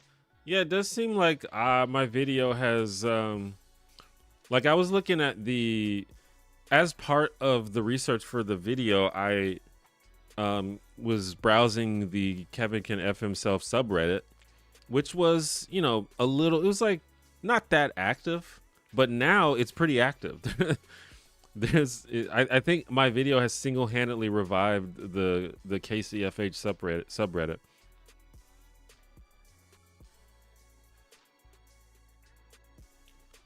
Can you make the argument that SpongeBob SquarePants is the best kids cartoon of all time? The fact that everyone knows the name of the main characters and has an idea of what their personalities are. I don't know about best of all time. I mean, maybe, but I think every generation has something like that.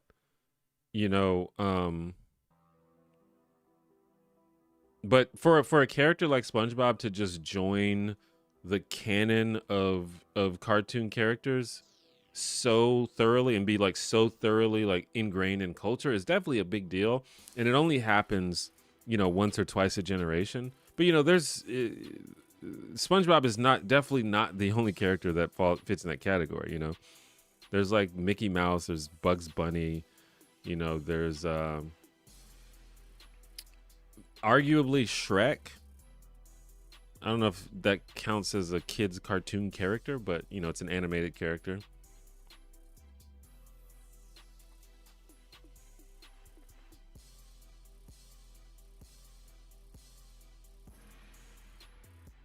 But yeah, SpongeBob is definitely in on that level of like this character. This is a character that has been infused into culture. One of the goats for sure. You're both black men with beards and thick dreads. Yeah, but I mean, there's a lot of black men with beards and thick dreads. Malcolm in the college years was probably my first crush. Interesting. I guess I could see that. Do you have a college degree? I do not have a college degree. I went to college for many years and then flunked out slash dropped out.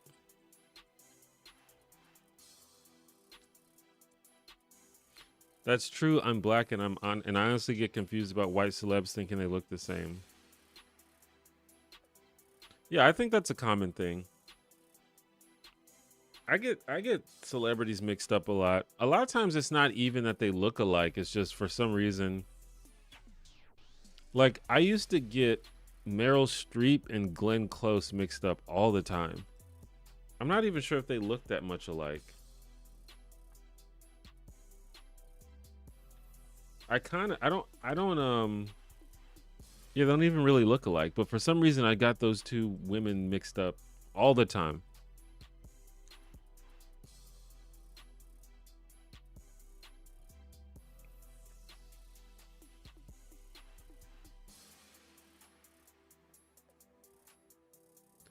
I think Kevin can K himself. Kevin can F himself being on Netflix helps. Is it on Netflix? It's not on Netflix, is it?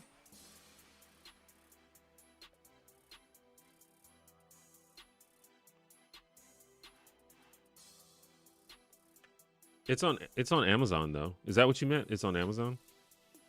Um I think it was on AMC at first and not a lot of people heard about it. Yeah.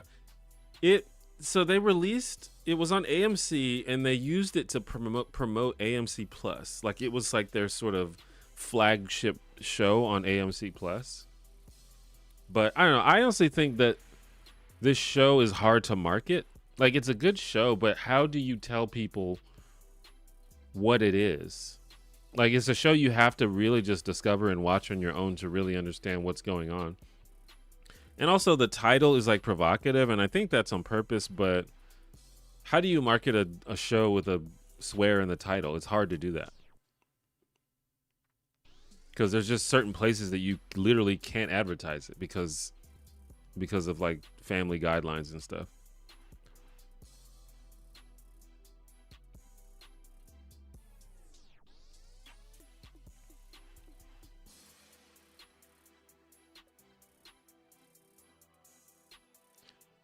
If you want to confuse some celebs, look up pictures of Jessica Chastain, Bryce Dallas Howard, and Christina Hendricks.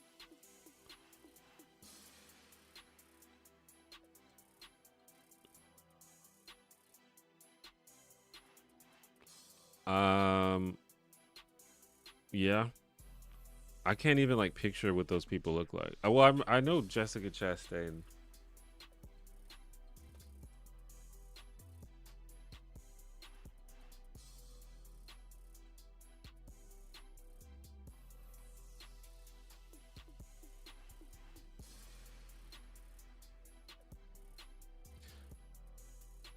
Wait, where's my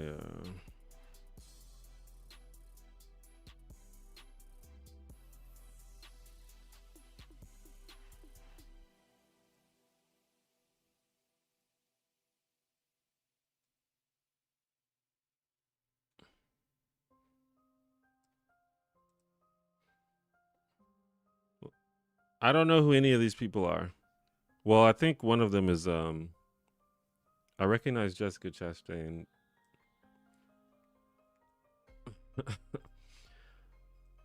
But yeah, I could easily get these people mixed up.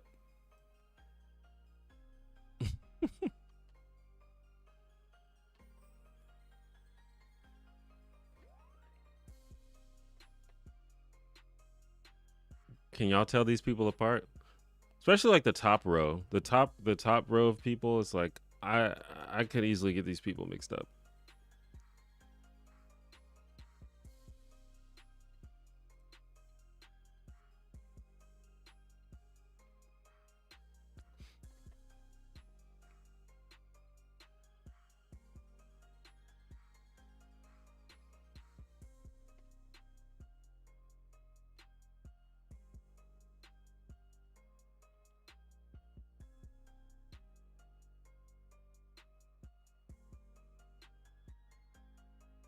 Do you have your next video essay planned already, and would you be willing to share what it will be about? Uh, I don't like spoiling the upcoming videos. I often don't. Well, I don't know exactly what the very next video will be. I'll say this though. I'm putting a video. So I have a second channel.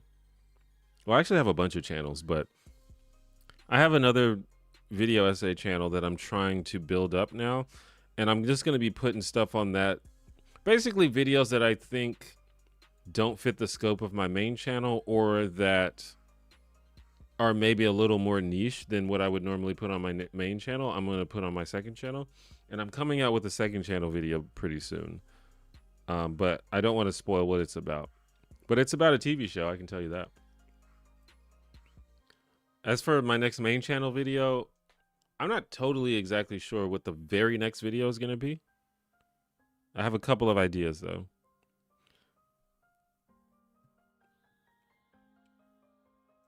Well, I mean, I have a lot of ideas, but I'm not sure which one I'm going to pick next.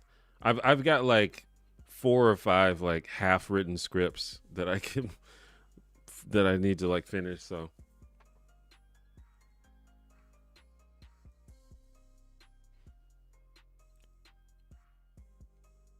it's on Amazon. You're right. I thought it was on Netflix, but it isn't.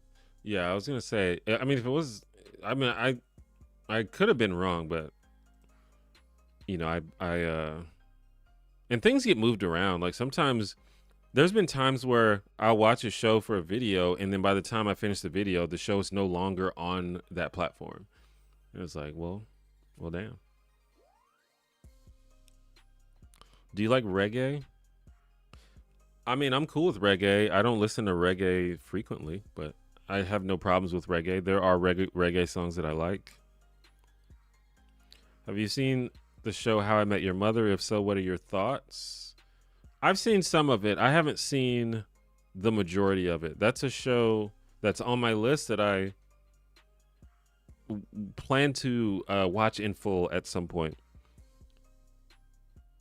I think that's a show that probably deserves a video, because a lot of people like that show, and it seems like there's a lot of really interesting themes being covered on that show.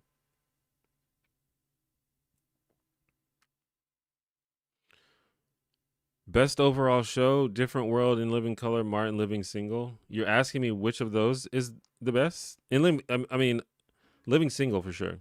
Of those, I don't know. Different World's really good too, but probably Living Single is what I would choose of those.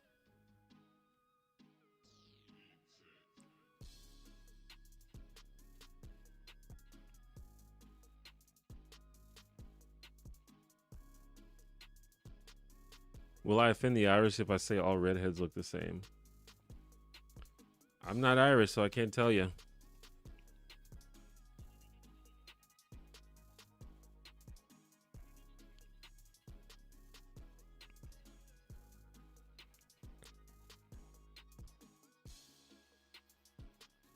What's your second channel? Want to subscribe? Oh yeah, I probably should put a link or something, huh? It's called T1J2. I'll put a link in the thingy. And before anyone asks, wait, I think you have to put at. Does that work? Okay. No, that's wrong. Wait, I'm gonna remove that. youtube.com/@T1J2. And a lot of everyone asks me every time I tell them the channel, they say, why is it not T2J? It would be so clever if it was T2J instead of T1J2.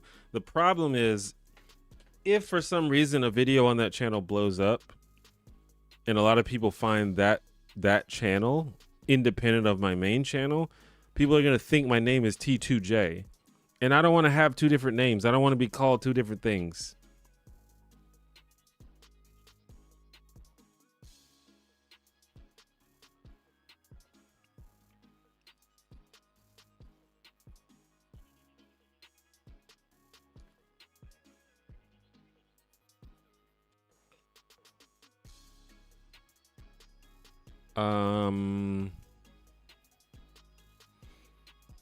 Can I shout out my favorite black author who's so good she's the only human being ever to win the Hugo Award 3 years on the bounce? Can you shout? Who is that? I mean, sure.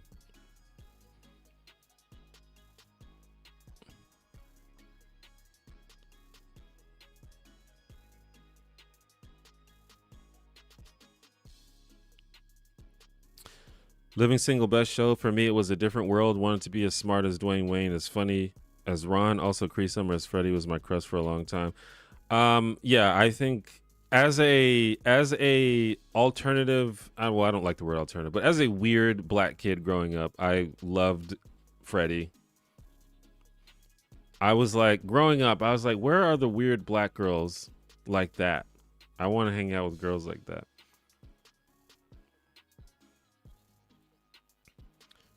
But yeah, for me, it's very close between Living Single and Different World. I love A Different World, 100%. But I feel like just as a show, like I'll say this: I think the best episodes of A Different World are better than the best episodes of Living Single. But as a consistent show overall, I think there's a lot of mediocre episodes of A Different World, I feel like. And Living Single is pretty solid, I think, the whole way through. And also, A Different World takes a while to get to become the show that it is. Not a while, but it takes a season. Like, the first season of A Different World is fine, but it's not the show. It's not like what the show became. But yeah, I love A Different World. Dwayne and Whitley is one of the greatest TV couples of all time. Do you play Blood on the Clock Tower? I've played Blood on the Clock Tower one time, but I am absolutely obsessed with watching Blood on the Clock Tower. I would love to play it more. I've been trying to find people to play with. The only problem with Blood on the Clock Tower is you need a lot of people to play. I wish there was a way to play it with just a small group of like 3 or 4 people, but it just doesn't work like that. So it's hard to get that many people together.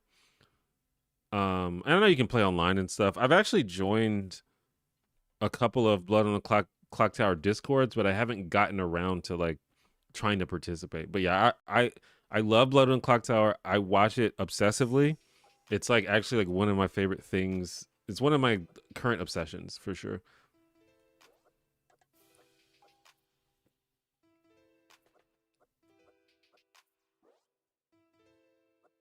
T1J2 should definitely be a Star Wars bot. How do I find the TV shows I talk about? How do I find them? I feel like most of the shows that I talk about are popular, so they're not that hard to find. As for ones that aren't popular, it's just things that I've discovered in my days.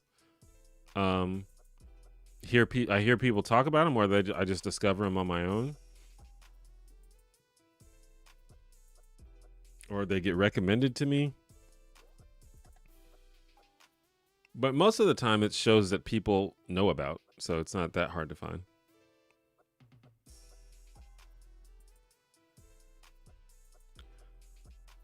What editing software do you recommend, and how did you learn to use it? Love your sitcom content. I recommend DaVinci Resolve. I think it's, especially if you don't want to pay a bunch of money, DaVinci Resolve is 100%. I don't think there's even a competition. It's the best because it's free. I don't think there's any free editing software that is as powerful and as good as DaVinci Resolve. How did you learn to use it? Just by practicing and looking up tutorials and trying things and making videos over and over again. I mean, I make videos for a living, so I get a lot of practice with it. But yeah, that's just the same way you learn anything. It's just practice. Just keep using it. And I would say that if you could rank my proficiency with DaVinci Resolve on from 1 to 10, I'd probably say I'm like a 6. So I still have a lot to learn, but I know enough to make an okay video.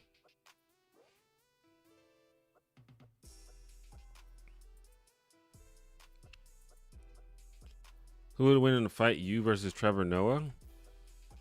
Probably Trevor Noah. I think he's been through more shit than I have, so he's probably tougher than I am.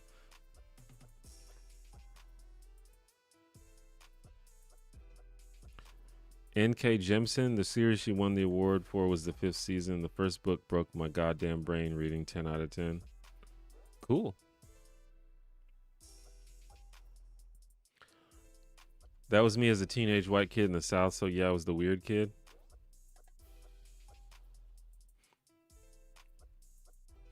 Yeah, I mean, I tried to fit in, but I was always a little bit of a nerd.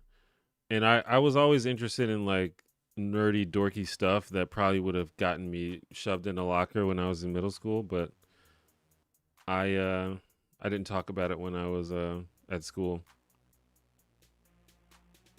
Luckily, when I got to high school, I met a group of other nerds that I could hang out with and be myself around. So that was it was fortunate.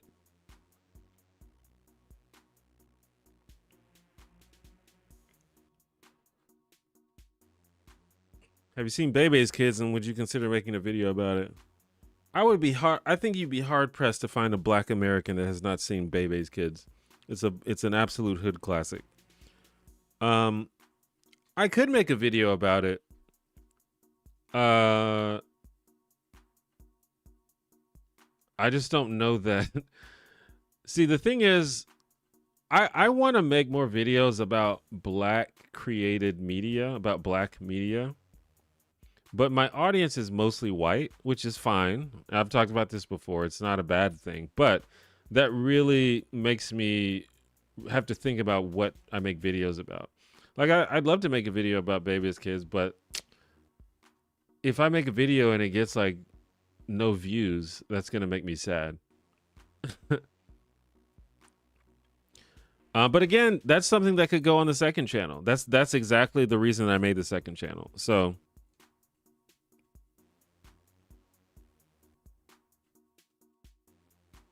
possibly.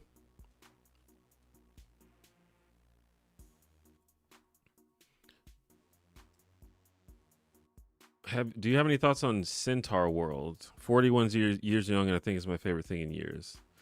I have no idea what that is.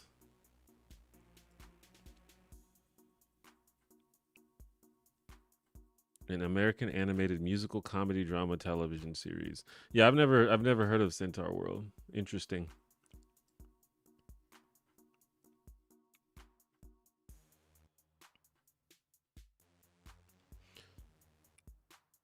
I know you stopped making political vids, but how did you stay strong when commenters or whoever were being assholes to you because of politics? How did I stay strong? I mean, I just kind of... No, I should be honest. I think that my audience and my comment section was not as bad as some other people's. I do think that you kind of cultivate the audience. You cultivate a certain type of audience based on your demeanor and your content. And I think my content was always rooted in, compassion and nuance. And I think that drew a certain type of audience. But, when you do politics, you're going to get shitty comments. That's just part of the deal. And it's terrible. And that's one of the reasons why I don't talk about politics. But I think staying strong, I mean, it's not really about staying strong, but it's like it's like ignoring it. Like I got to a point where I pretty much like was not reading comments for a long time, and you know, when somebody leaves a comment, don't engage. That's a problem that I had to solve for myself, was realizing that just because you have a rebuttal or that you have a reaction doesn't mean that you have to say it, because it doesn't help. You're not gonna like, I mean, every now and then someone will leave a shitty comment and then you respond and then they're like, oh, my bad, I didn't think that you would see this. That happens occasionally, but usually if you respond, it just makes things worse. So not responding, not ignoring is a big thing. But it goes back to what we were talking about last stream or last week, I think, where, you know, sometimes I just think about like what kind of person leaves asshole comments. It's just, it's like it's a them problem. Like, well-adjusted people don't, you know, go into people's comments and be assholes. It's just not a thing. And when I think about it that way, it completely like removes the stress off me, and it kind of makes me pity them a little bit.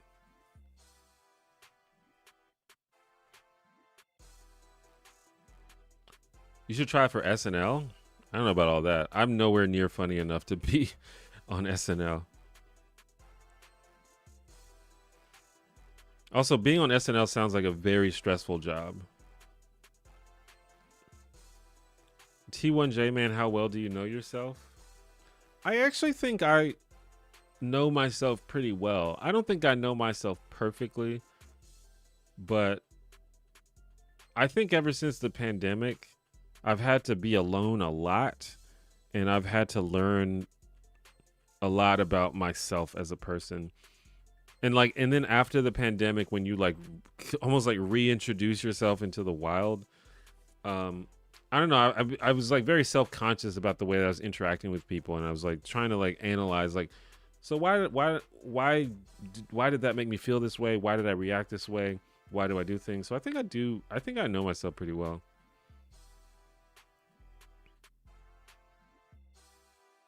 Where do you watch most of the shows you talk about? A specific platform or streaming service?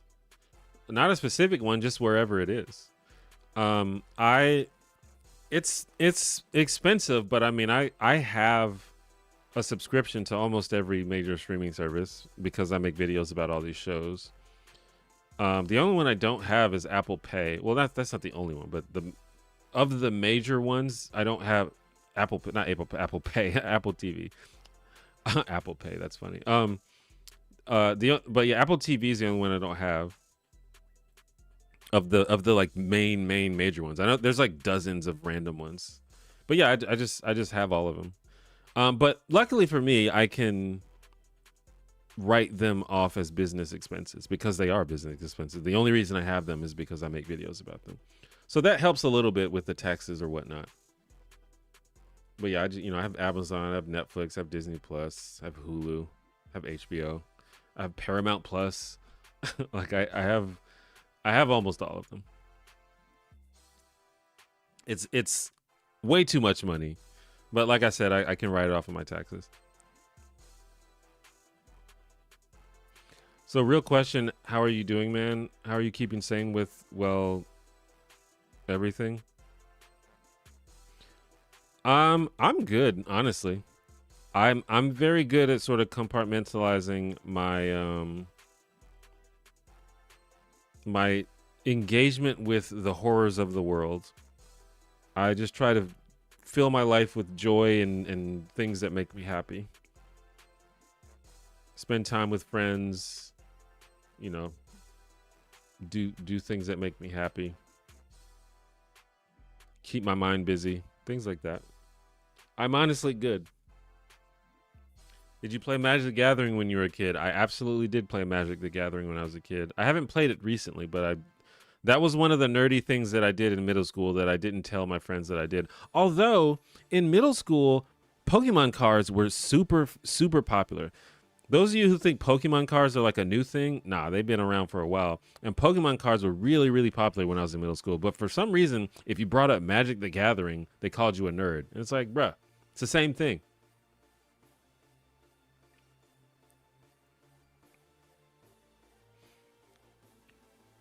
Baby kids don't die, they multiply. Hell yeah, Tone Loke. Remember Tone Loke?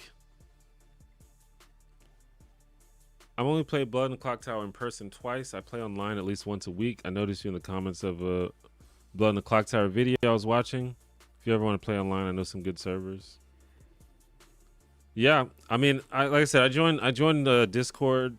I joined a couple of Clock Tower Discords, so I probably will, get on there and play one day. But yeah, I really want to play in person. Have you ever sat on the toilet so long your legs have gone numb? Yeah, that's definitely happened to me before. Sumo wrestler versus Mike Tyson? I guess it depends if it's a sumo contest or a boxing match.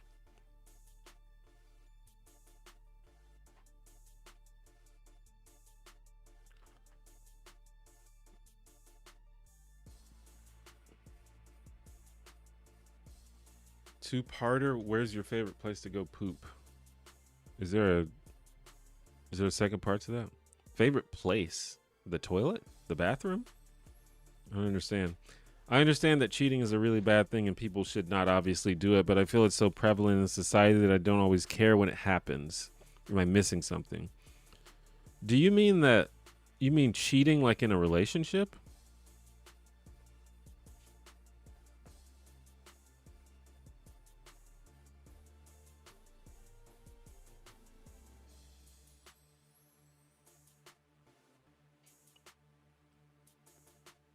I mean, I don't know. I mean, it's up to you how you feel about things. I don't think you're required to care about anything if you don't want to. But caring about stuff, I think, is kind of what makes stuff precious. I mean, part of the... But yeah, I don't know. You might have to elaborate. I've been pushing the idea that YouTube creators need to unionize so they can push back on capitalist control of social media. Do you think a YouTuber union is possible? I don't know, man. People have tried things similar to that. I don't really know. I'm not really an expert on how that would work. There have been things like that made before. But I think right now what we have is there's like certain agencies that have a lot of creators coming together. But it's I think it's possible for sure. And I think it's probable. Like I think anyone who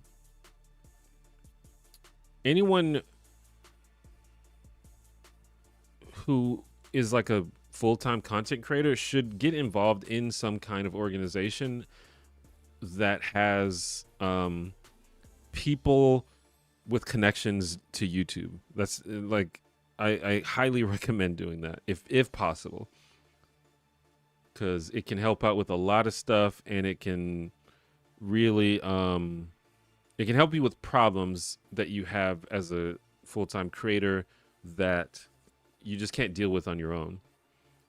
And so I wouldn't be surprised if there's more of that in the future. Sugar and grits or not? Absolutely not. Grits is not dessert.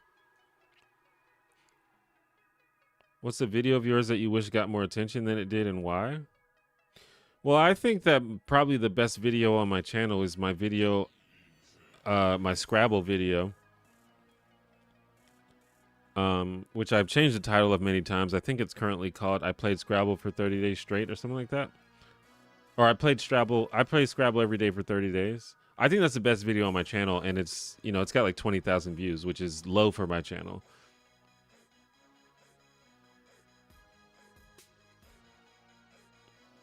I think in terms of like the storytelling and the editing and just overall, I just think it's just the most well-made video on my channel. But I think it's just a little too different than what I normally make, so it didn't get any views. That's just how it goes on YouTube.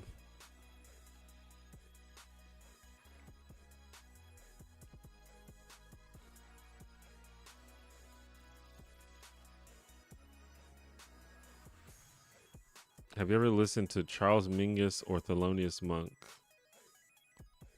I've never like sat down and listened to him, no, but I mean I'm familiar.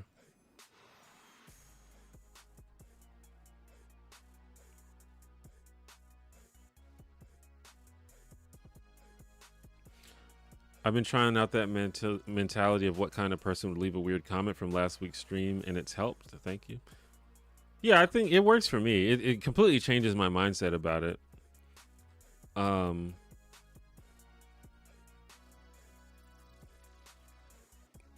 like I said, sometimes it makes me like pity them, which I don't know if that's good.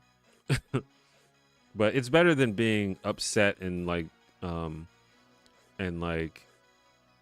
second guessing yourself and things like that.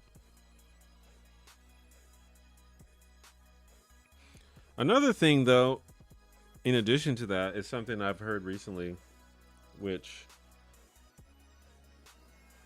I don't know, I've been just trying to become like more of an enlightened person and just more of a, like when I think of the people that I admire the most, it's always people who are like kind and who lack judgment and who have like very, very good emotional control. And so I've been trying to work on that. And one of the things that I've been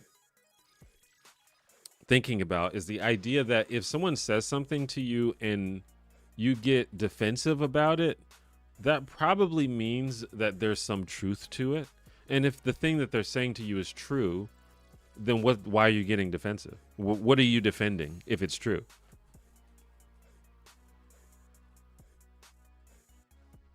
So instead of being defensive, just fix the thing, because it's obviously true. Because if it wasn't true, if someone says to you something that's completely not true, you probably won't get defensive, you know?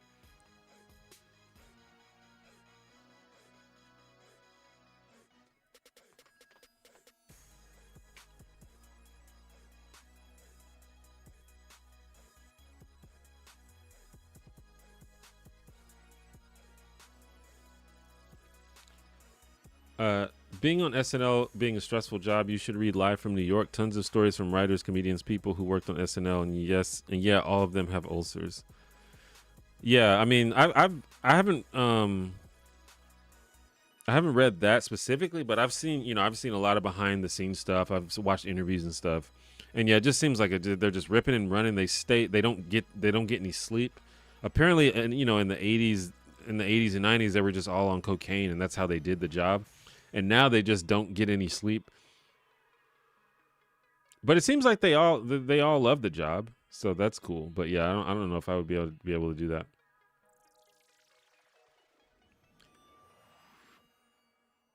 Have you ever considered making a video about a reality show, or do you ever watch reality shows? The most viewed video on my channel is about a reality show. So yeah. But I think reality shows are good source material for videos, but I've tried a couple things with that and they didn't do so well on the channel, so I haven't revisited it in a while. But I do know that the most viewed video on this channel is about a reality show, so it's definitely a possibility. I didn't watch a lot of reality shows growing up, but I'm interested in checking out reality shows, at least if the reality shows are interesting themselves. And also on my second channel, I will probably talk more about reality shows on my second channel than the main channel. And there's actually a couple videos on the second channel right now that are about reality shows. So there you go.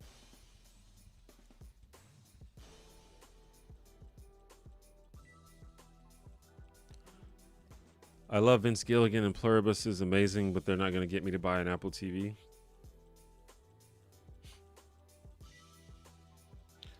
Yeah, I mean, I'm probably going to end up getting it.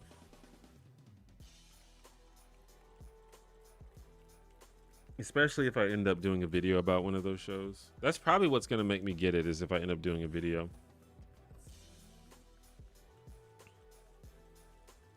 How do you feel when you watch your old videos from 2007 and 2010? Do you find you cringe at yourself? I mean, absolutely. But I think that there are videos in there that are good. But I think most of them are cringe. But I think there's a few that I think hold up. A couple of them hold up.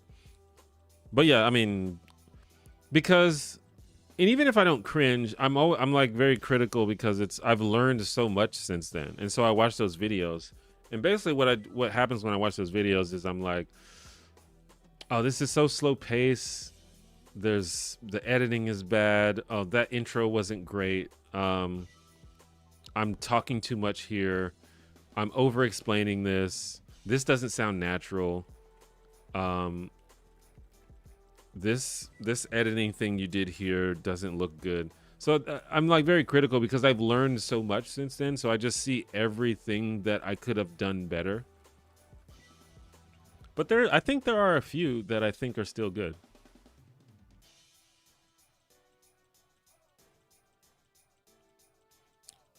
What's up, Kiss My Crown? Do you have a video you've made that you're proudest of? Well, as I was saying before, I think the best video on my channel is my Scrabble video. What's your philosophy? I'm a nihilist. I don't know if you can boil it down to like a word. I think it's better to ask specific questions than some sort of overall encompassing worldview. I think it just depends on each situation. I probably just have to judge it that way. I'm definitely not a nihilist, though. I can say that. I feel like nihilism is like almost right, but I don't think this idea that nothing matters is what it, I don't think it works for me, at least. But I think that the idea that we emphasize things that don't matter, and that we this idea that everyone is kind of searching for a thing that's going to like fix all their problems and make them magically happy overnight, and we're just all like searching for that thing when that thing's not real. It's not a thing that exists. I think that's one of the things that causes people to become nihilists, is when they realize that life is pain, basically. Life is there's no magical moment where life is just good and you don't have to worry anymore. That just doesn't exist. And I think when you realize that causes people to become nihilists, but I don't think that's the full story. I think we just prioritize the wrong things. I think life is about embracing the challenge, embracing the tension of life. Or at least that's kind of where I'm at now. I'm still thinking through it, but I think life is about embracing, because there's going to be challenges, there's going to be tension, there's going to be pain. So you have to embrace it. And I think that's the part that I think nihilism misses. That's how I feel personally, at least.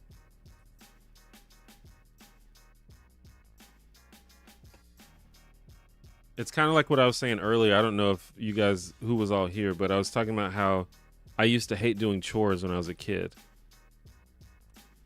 But as an adult, I found a way to enjoy them, or some of them at least. And so I kind of like look forward to doing chores, because I've sort of like embraced the unpleasant feeling of having to do stuff, and just found a way to make it enjoyable. And it's that, you know, that's a very small example, but you know, that's kind of what I mean.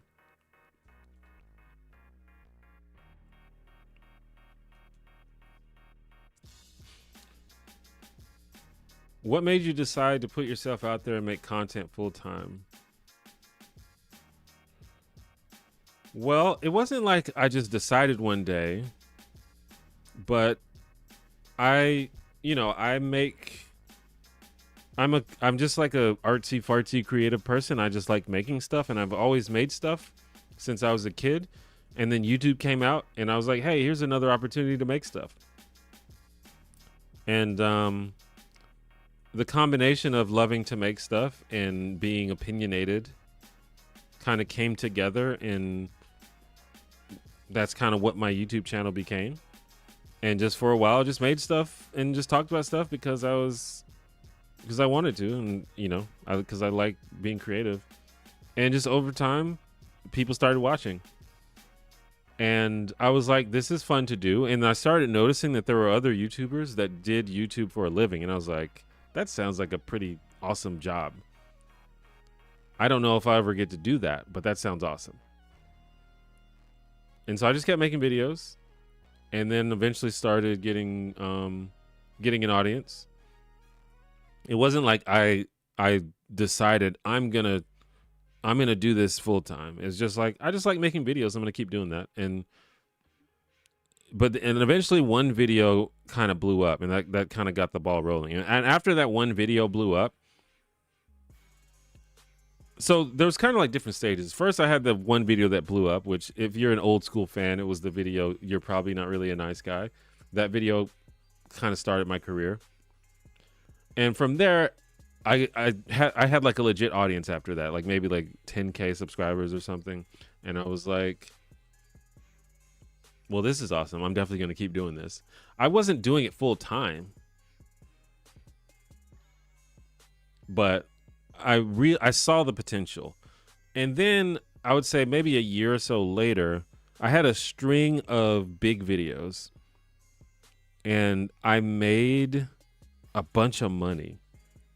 I think I made like $5,000 or something in a month, which is probably more than I had ever made in a month ever before that. And I was like, that's what really was like, oh, this I can do this. I still wasn't making enough overall to really be full time, but that really was like, oh, this is a thing that I can actually do. And then from there, it's just been a process of learning different things, ups and downs. I've had many plateaus and down, low points after that. But that ever since that happened, I knew that I was never gonna give up. I was gonna keep going, because I was like, I made $5,000 from YouTube. Like, I'm not. This is definitely what I'm doing here. You telling me I don't have to do a job interview and go do some shitty job that I hate? Absolutely not. Absolutely, I'm doing this. So it was a gradual thing.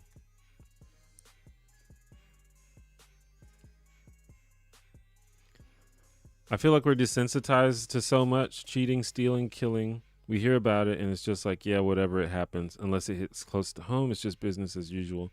I agree. I think that's a big problem, and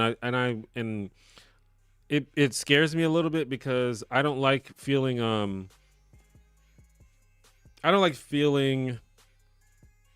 out of touch with the rest of humanity. I think that's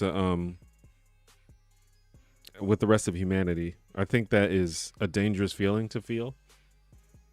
But I've been feeling, I feel that way sometimes when I hear about certain things. Like when Luigi shot that guy, everybody was like cheering him. I feel like most people were cheering him, and I was like, but murder is bad, I thought. Like, I understand why people are frustrated and want to see justice and things, but murder is not the solution, and when things like that happen, it makes me feel a little disconnected from humanity. It's like everybody is on some other shit. I don't know what's going on. Um, but you know, I don't know. I don't really know what to do about it.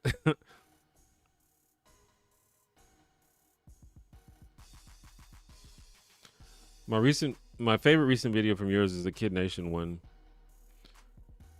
Yeah, I think that's a pretty good video too. Another video that underperformed.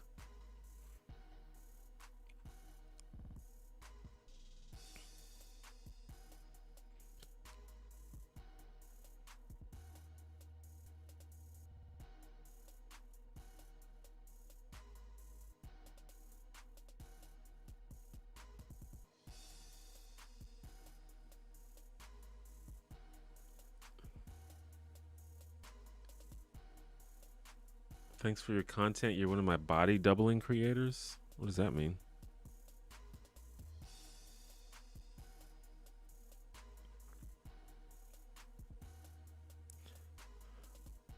I appreciate the kind words though. I'd eat my own leg for a T1J retrospective on Jim Henson's dinosaurs. I mean, that's something that could absolutely happen.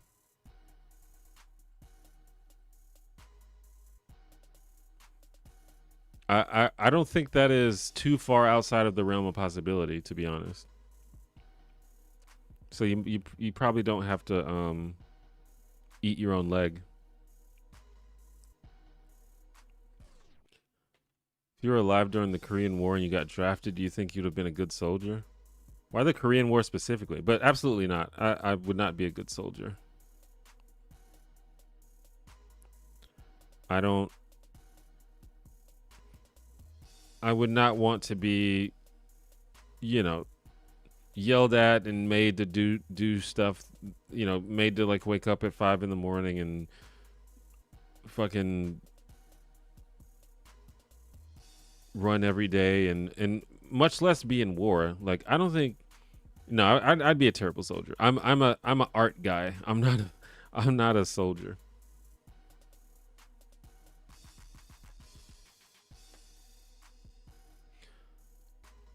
Yo, bro, I was just doom scrolling when I saw you on live and just want to say I loved your latest video essay and introduced me to your channel. Very excited for future projects. Keep it up, twin.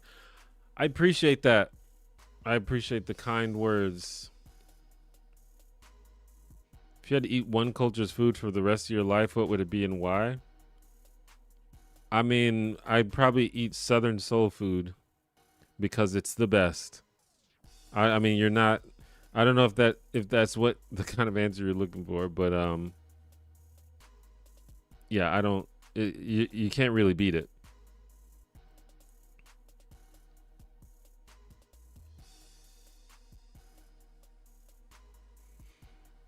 You give me a plate of some really good fried chicken and really good mac and cheese. I don't know what's really messing with that.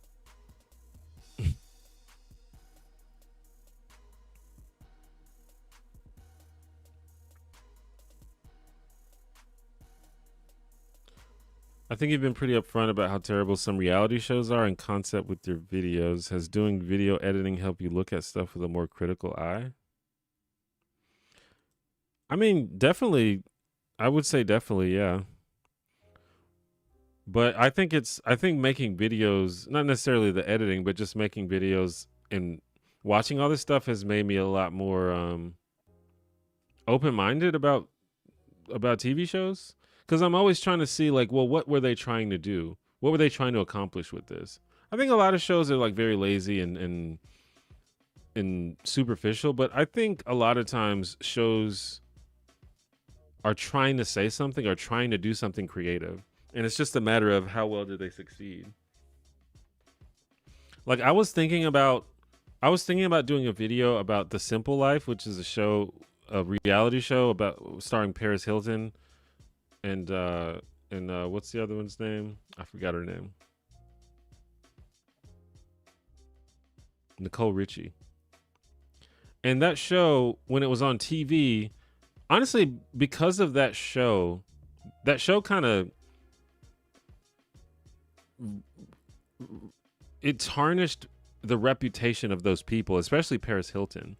But if you go back and watch that show, like it's a show about, two rich socialites who go and, they go like live on a farm, or they go like hang out with like simple people doing like, you know, manual labor or blue collar jobs and stuff.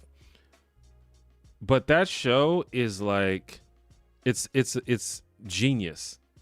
it's like high level satire, but at the time nobody saw it like that. It was a show that like, it just seemed like a really stupid, superficial show, and Paris Hilton and Nicole Richie pretended to be dumb on the show because it was content. And so a lot of people thought that they were dumb in real life. But they were like, if you go back, it's like so obvious that it's an act. And so I'm much more open-minded about a lot of these supposedly terrible reality shows, because a lot of times if you watch them analytically, you can kind of see what they're trying to do. And I think that's an example.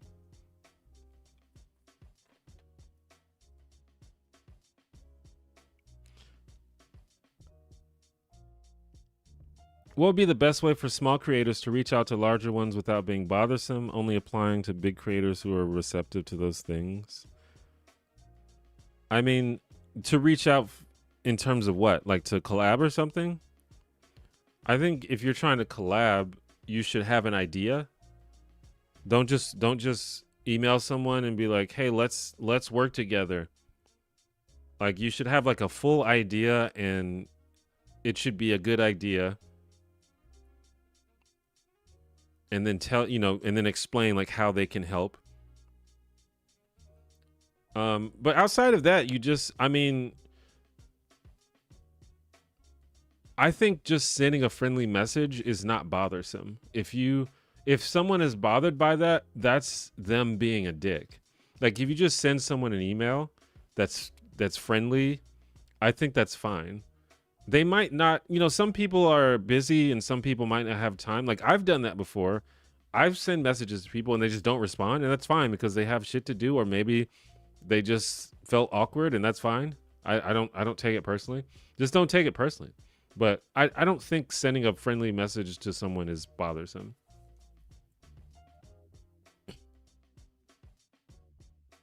Besides video, what's your favorite medium to make art with? I mean, I like writing, but I mean, my videos involve writing. Honestly, outside of YouTube, my biggest creative outlet and most fulfilling creative outlet is running D&D campaigns, which is a little bit interesting to say, I guess. But it's so creatively fulfilling to create these worlds for people to play in. By the way, I agree with you. Embracing the negative things in life is the secret to happiness.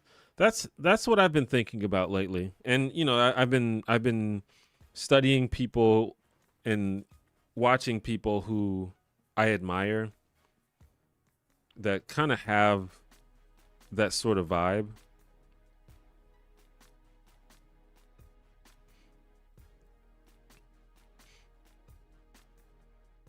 And it's kind of a shift from how I used to think about the world. I used to be very like solution oriented, like what's the problem and what's the solution? But I think it's a little bit more complicated than that. Like sometimes it's not about finding the solution. It's just embrace the tension. Embrace the problem. Feel the feelings. Feel the negative feelings. I haven't like completely figured it out, but that's kind of the area that I'm in these days.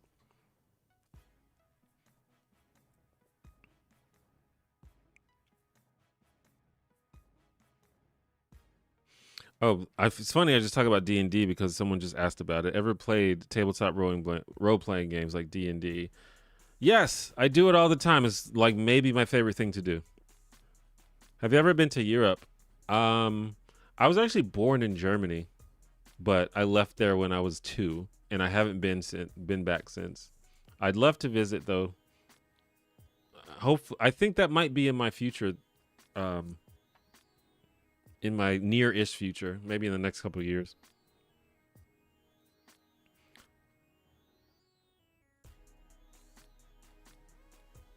Thoughts on Heated Rivalry? I don't know what that is.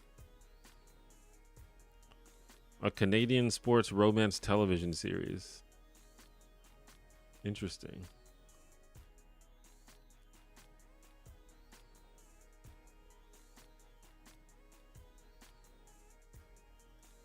Oh, it's a gay show?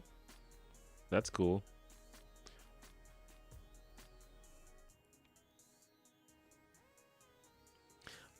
Uh, hi. You should say hi to me. Hi, hi, Jude.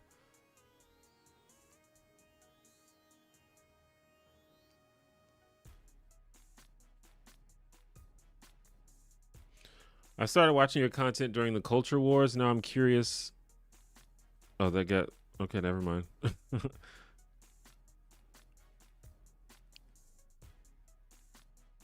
Southern soul food is top tier. Absolutely. The delay, non-delay question is more of an issue of being lost in the chat. If you could somehow show the question being asked, if there's a number or something that help a ton.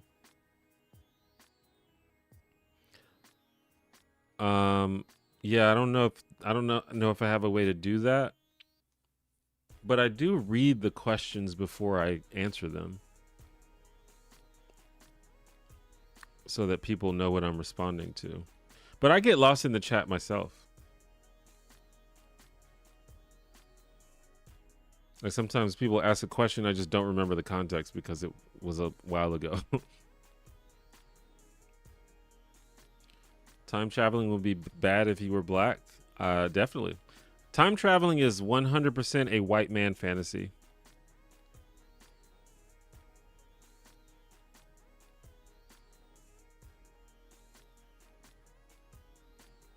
I guess unless it's time travel to the future.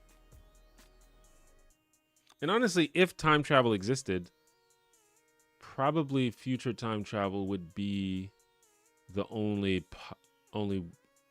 way you could do it. Possibly. I mean, there's some theories. Your video on Kevin Can F himself put me onto a great show and a wonderful writer. Binge the whole 2 seasons. Yeah, it's a good show. I'm glad that I put so many people on it. I'm glad people enjoyed it. It's a good show. A little bit of a hidden gem. It's one of those shows that you kind of discover. You kind of discover it on your own and you're like, wait, this is awesome. It's like a show that if someone tells you about it, you know, without making like a 1 hour video essay, but if someone just tries to describe it to you in 5 minutes, you're like, what are you talking about? What do you mean? Like, I guess that's interesting. But you have to watch it to really get it. In The Simple Life, I remember Paris saying Walmart where they sell wall stuff. Even as a dumb teen at the time, I understood this was a joke. Yeah, exactly. It's like, clearly, she's just... I remember. I mean, I think that's one of the most famous lines from the show. But yeah, and I honestly like I watched some episodes of it not too long ago because I was thinking about doing a video about it. And I think it's genius. I literally think the show is genius. And it kind of gave me like I kind of love Paris Hilton, which I don't know. It doesn't. Maybe it seems like a person that I wouldn't care about, but it gave me a lot of respect for Paris Hilton because like, oh, you like know what you're doing. It's like I'm kind of a Paris Hilton fan. Like whenever she like randomly shows up on things nowadays, I'm like, oh, that's Paris Hilton. She's cool. And I also kind of I feel like Paris Hilton was just so like people used to talk so much shit about Paris Hilton, and I guess her only sin was that she was rich and famous, even though she didn't like they used to say that she was famous for being famous, which is like, okay, but that's not her fault.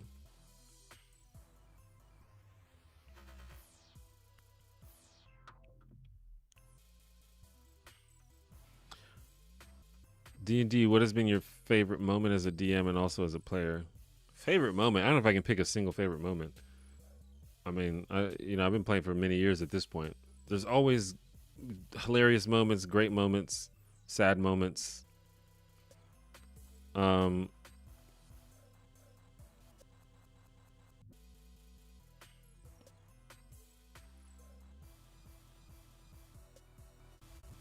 I don't know. Just trying to think of anything that was interesting.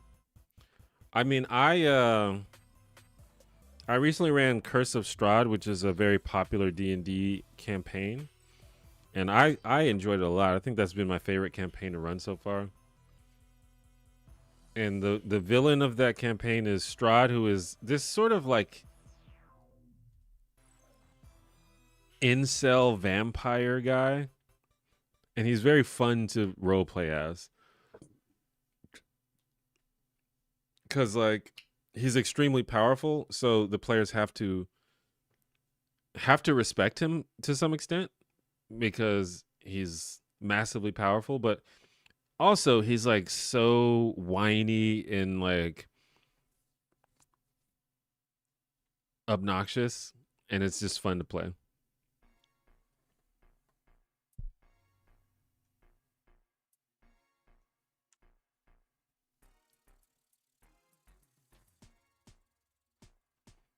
Not to sound dramatic, but I don't think happiness exists. If you can't be content, if you can be content, that's probably the best case scenario. I think happiness is just moments of joy, but they are rare, at least for me. Um, I mean, I have happiness, so I think it exists. But everyone is kind of on their own journey. I don't think I think that people think about happiness as a thing that you find in the world. Like you're gonna go, open a treasure chest and happiness and be rewarded with happiness. And I don't think it works like that in terms of like a thing that you get. I think happiness is just a thing that you choose to do. Like I don't think happiness is a thing that you are. I think it's a thing that you do.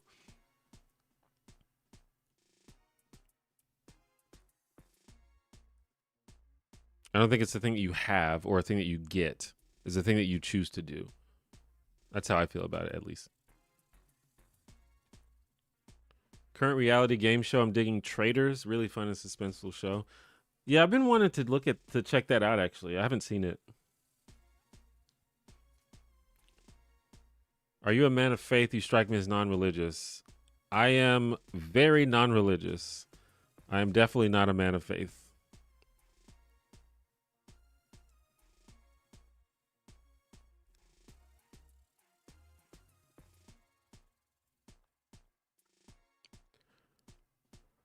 Hope this won't be too dark, but you mentioned the highs and lows in content creation. I'm curious what your thoughts were during the lows and what kept you going in content creation. I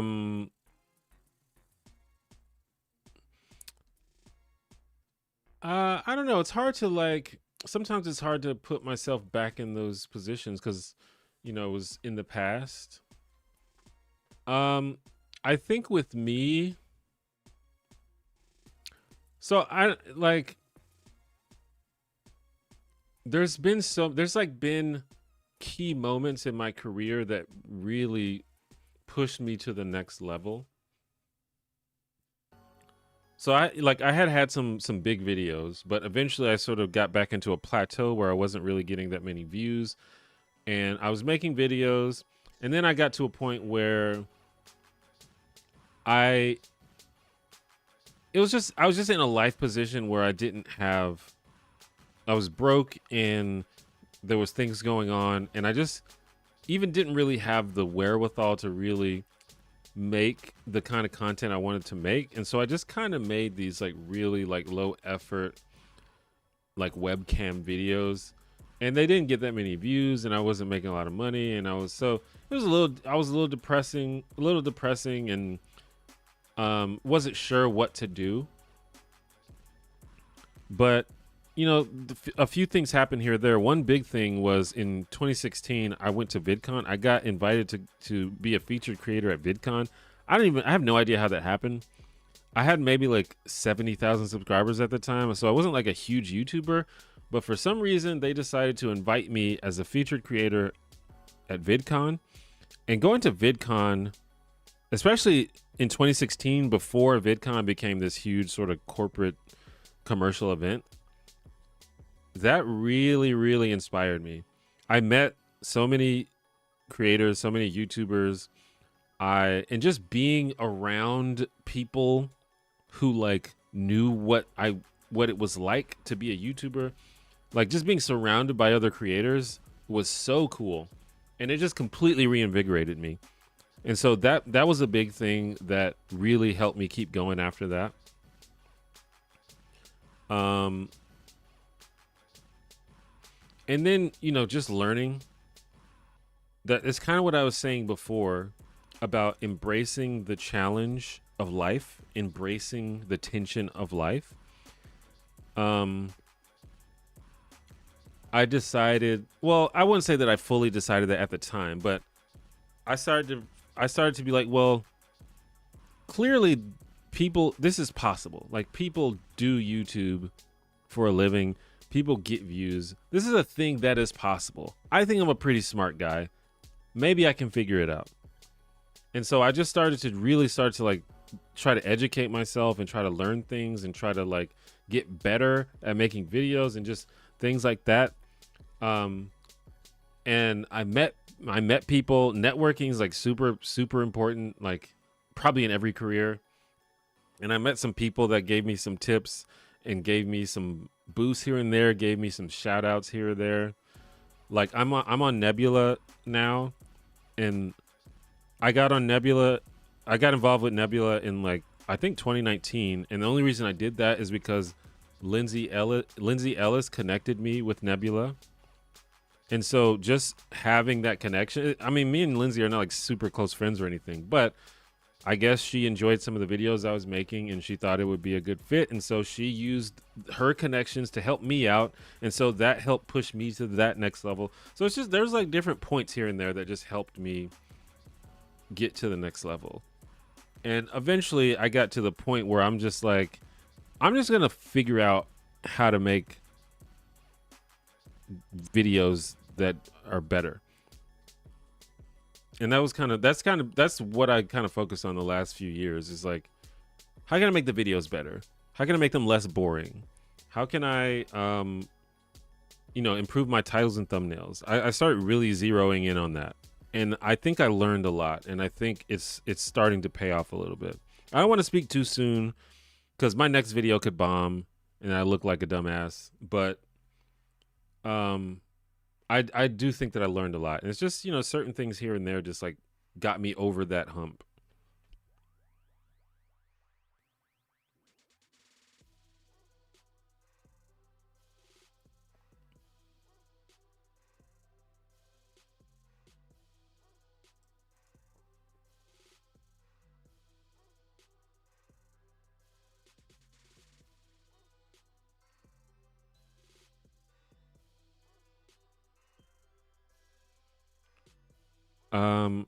Yeah.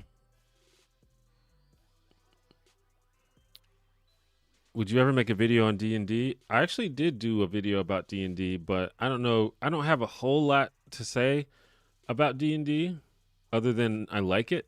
And that's basically what the video that I made was about, is just me liking D&D. A lot of people have asked me if I would make D&D content, which is like, maybe. I just don't know if I have enough stuff to say about D&D. I'd have to find some kind of unique thing to do. I mean, I would love to like play D&D on online or on stream or something. I just don't want to put it together. If someone else puts together a streamed D&D game and invited me to play, I would 100% do that probably. Well, obviously if it's like a good group and all that stuff. Would you ever do the crate challenge? Absolutely not.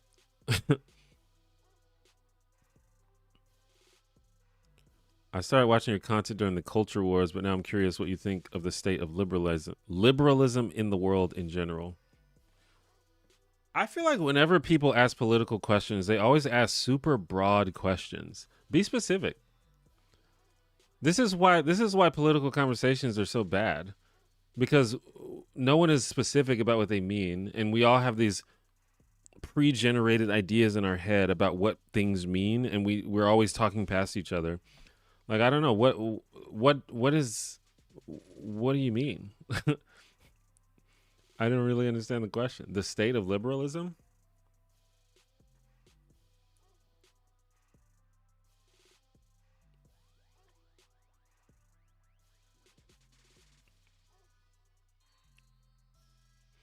And it's not, I mean, I'm not trying to come at you specifically, but this happens like almost invariably, almost every time someone talks about politics, it's always very, very broad, and I'm not sure why that happens.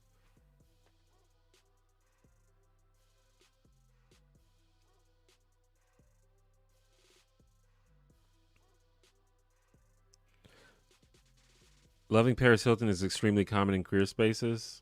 I could see that. Paris got so much hate for a leaked sex tape. She was called a slut for having sex with one guy. Yeah, I mean, that's just that's pretty standard. That's just society policing what women are allowed to do with their own bodies. That's a human tradition.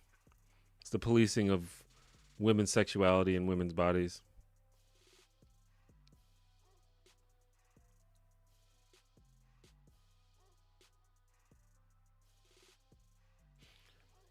Paris's "Stop Being Poor" shirt was pretty offensive. Did she wear a "Stop Being Poor" shirt?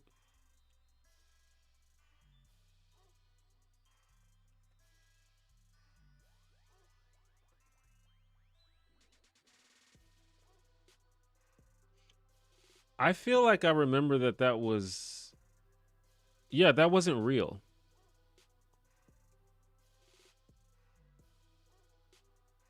That was Photoshop. I thought I had to look it up, but yeah, I was like, I'm pretty sure that was fake. Yeah, the oh, she made a video about it herself. Hold on. Let me see if I can put this on here.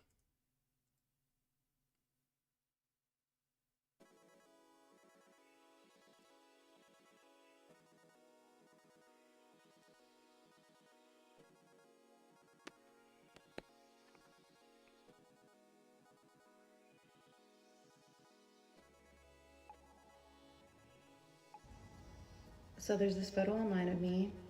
I'm sure you've seen it. I never wore that shirt. This was completely photoshopped. Everyone thinks it's real, but that's not the truth. This is what it really said. Stop being desperate. Don't believe everything you read. There you go. Yeah, it was fake.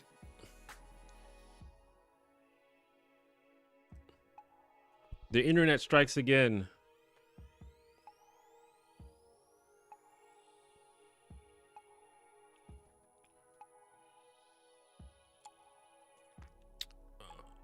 The older I get, the more I realize the general population is really easy to manipulate and take things in the media at face value. Oh yeah, we're screwed. I don't know if that was a reaction to what just happened, but it's funny how those comments lined up. But yeah, I mean, I think we're totally screwed by people being manipulated by media and internet and things like that. I don't even know what we do about that.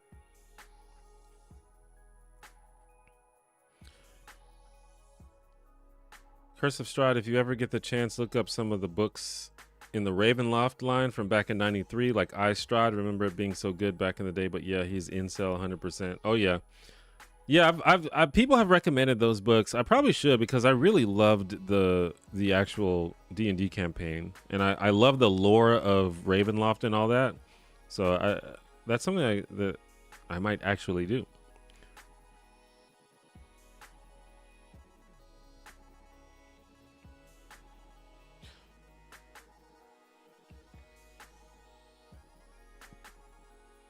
Does Taco Bell cause diarrhea? Possibly. I think I mean, I don't know. I'm not a nutritionist or a doctor, but there's definitely certain foods that just seem to run through you. And I think Taco Bell does that for some people. I don't think it does that to me. But I do know, so there's a fast food place called Crystal. I think Crystal is only in certain places. It's similar to White Castle.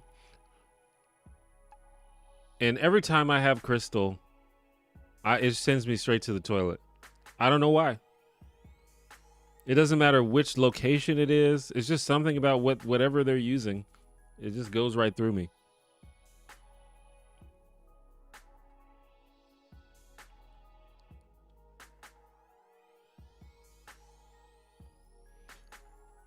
How can I make my videos less boring? So you're saying you're going to do them topless then? Nice. Honestly, if I thought that I could get significantly more views by doing videos topless, I would probably do it.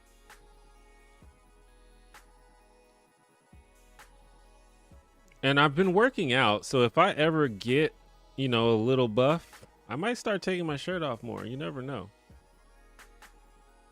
I'm not there yet though. I mean, I think my body is fine, but I don't see the point of it at this current juncture.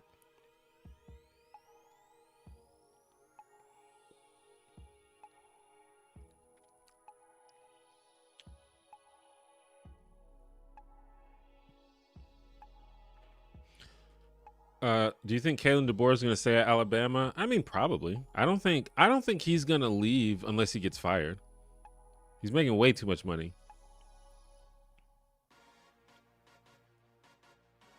I honestly think that this is the business model for football coaches these days. It's because they sign these insane contracts. And so they go to a school. Either they are good or they're bad. And if they're bad, they get fired. But because of these insane contracts, they have to get this massive payout in order to get fired. And I think that's like the business model now. Like you sign a contract, you get paid like $10 million a year, and then you suck, and so they fire you, but they have to pay you $50 million in order to fire you, which is so stupid. But I think that's so. I think he's probably gonna stay until he gets fired. If he gets fired, I don't think he's gonna get fired though. I mean, you can't really argue with making it to the second round of the playoffs. That's a pretty good result.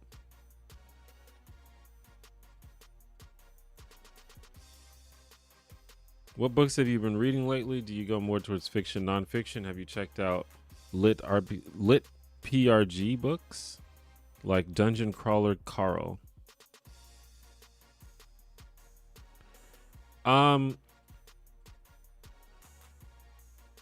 No, I need to check out books like that though.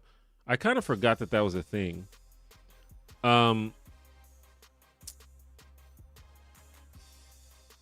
But I was talking about this earlier in the stream, and this, I've been sort of alluding to, as I've been kind of on this sort of journey of like sort of discovering how to be the best version of myself. And so I've been reading books that I think will help me with that. So I've been reading a lot of nonfiction, a lot of personal development, and a lot of like books designed to teach you skills. So that's kind of what I've been reading lately. But I do want to read more fiction. A friend of mine recommended a young adult fantasy book that I've been reading. It's pretty cute. And I want to get more into other stuff. And yeah, and I forgot about the literary RPG type of books. And I've never like read one, and I want to. That seems like it would be fun.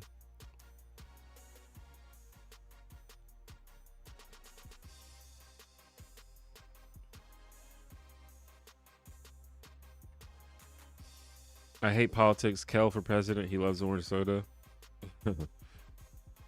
Joke's on me. My bad. Yeah, no worries. We all get duped here and there.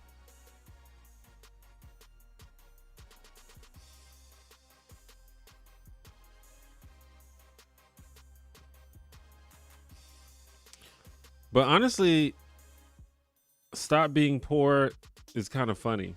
I think that's a funny thing to put on the t-shirt. I guess it's a bit rude though.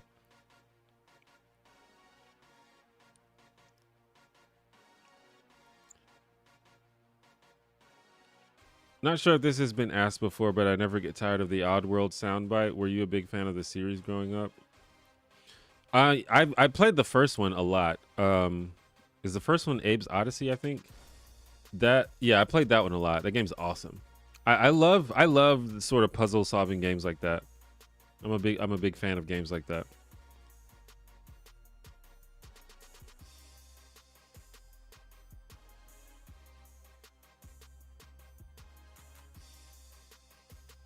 Thanks for the thoughtful responses. I think you already had such a positive impact as a creator. Just keep doing what makes you happy. Well, I appreciate that. How long will you be answering questions live? Actually, I'm probably going to be ending the stream here not too long. Maybe in the next 30 minutes.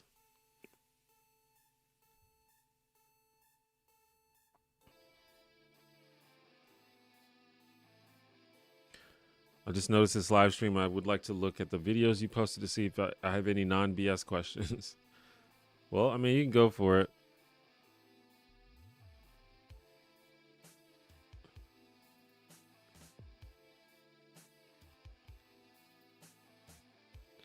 Lit RPGs, very fun reads, and yeah, would highly recommend DCC as your first one. Spoiler: the evil is capitalism. Okay, I feel that. I mean, I'm a big Dimension 20 fan, and the bad guy is capitalism in almost every Dimension 20 campaign. So,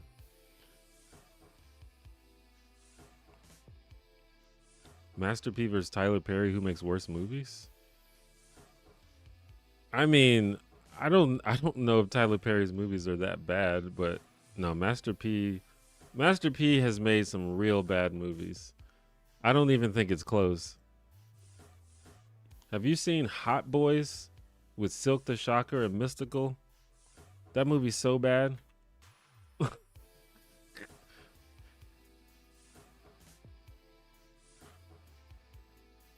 Oh yeah, Snoop was in there too. It's got Masterpiece, Silk the Shocker, Snoop Dogg, and Gary Busey. It's so bad.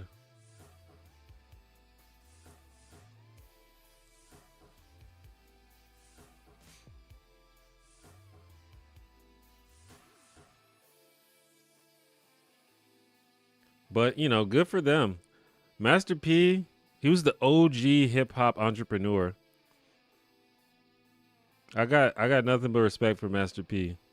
That man said, "I'm a I'm a I'm gonna get rich, and I'm gonna make sure all my family and friends get rich. And we just gonna do it. We gonna do everything. We're gonna make movies. We're gonna make socks. We're gonna make perfume. We're gonna make food."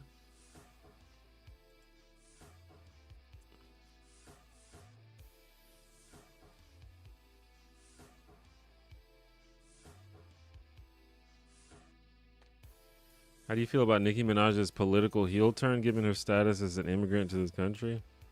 I honestly don't know anything about that. I didn't know that she had a political heel turn.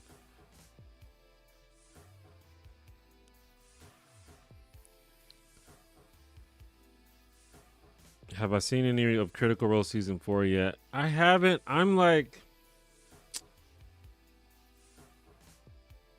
I I mean, I want to watch it. I'm going to watch it, but I want to finish campaign 3 first. And I'm like way behind on campaign 3. I know it's probably not essential for me to finish campaign 3 first, but I want to. So I'm probably going to do that first, and then I'll catch back up with campaign 4. But I'm very anxious to watch it because I mean I think Brennan is like the GOAT in terms of like celebrity DMs. I think either Brennan or Jason Carl from who does Vampire the Masquerade. Those are like my two favorite celeb DMs or celeb GMs. So I'm like very excited to watch it, but I just feel like there's gonna be some reference to campaign 3 that I'm not gonna get. and I'm gonna be pissed. So I have to watch campaign 3 first.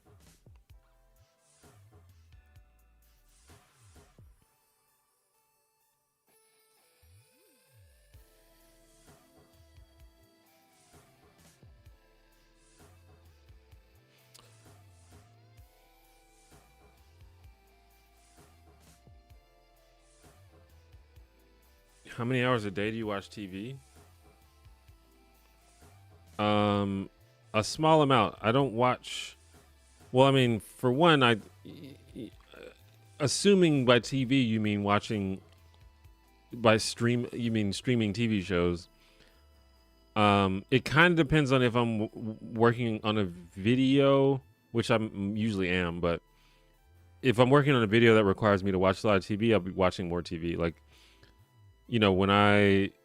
when I made the video for Kevin Can Fuck Himself, I watched the whole series in like 2 days. So, that was a lot of TV in those 2 days. But I usually watch a couple hours of something every day. No need to know anything else. Oh, it's a different world.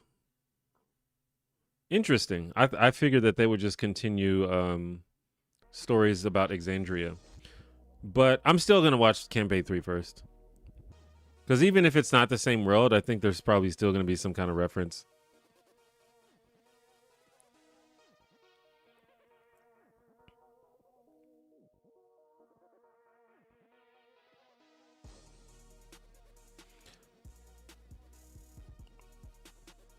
Uh,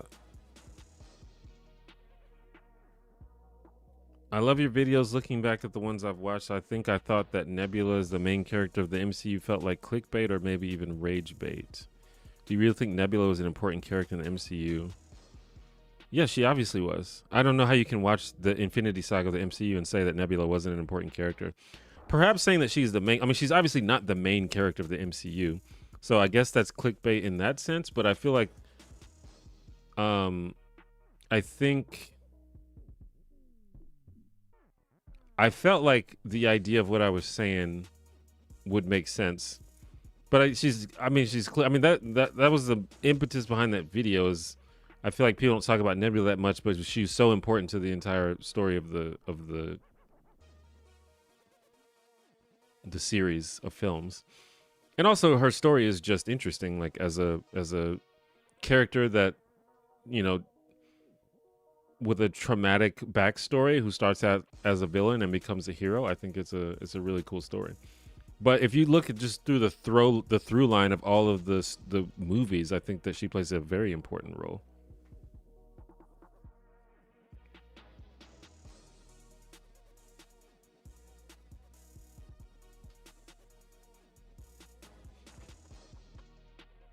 She is the entire reason that Thanos was able to come to Earth and fight the Avengers. Like, it's literally just because of her.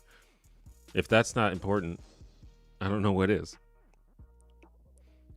But I guess, if you're upset that I said that she's the main character when she's not literally the main character, then I guess that's clickbait.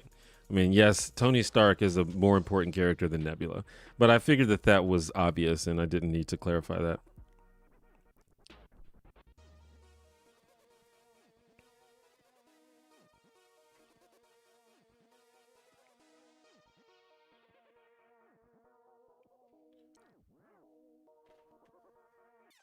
I started LA by Night a couple weeks ago. Just now finished up season 2 of it and have always loved Vampire the Masquerade back in the day. Yeah, LA by Night I think is... I mean, LA by Night is one of my favorite pieces of media that has ever been made. I think it is so good. I love it so much. And a big part of that is Jason Carl. Like, he's just genius. He's so good. But yeah, I love LA by Night. I hope there's another season of it. I don't know if that's gonna happen. It seems like all of the people. I think if they do a new season, it'll just be like new people, which they kind of did when they did New York by Night. Like, there was some newer people and some returning people, but a lot of the like main people seem to be kind of off doing things. Like Erika Ishii is like really, she's like doing voice acting and other acting and stuff now. And she's, Erika Ishii's character Annabelle is arguably the main character of LA by Night. I think, but I think like some of the other people would be available. I don't know. I just want to see more LA by Night.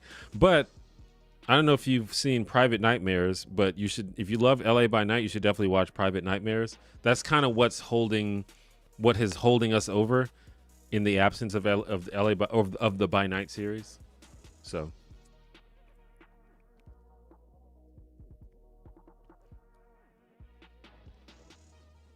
But yeah, I love it. I love it. I love it. Like it's one of my favorite things that's ever been made. Not even just in the RPG space, but just in fiction. I just love it. It's unique because it's like a game. It's people playing a game, but it feels like you're watching a play or something. Like they're in character almost the entire time. Occasionally they slip out of character, but they're in character 100% of the time. They wear costumes and stuff. It's just really cool.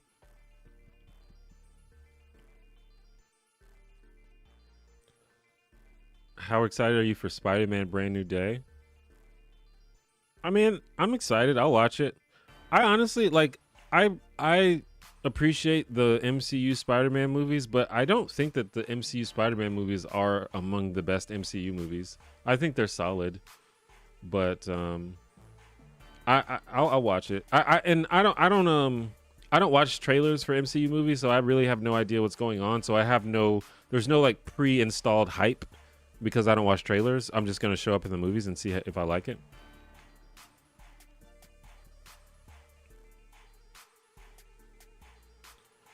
I can't get into any shows. I watch a few episodes and lose interest. It's frustrating.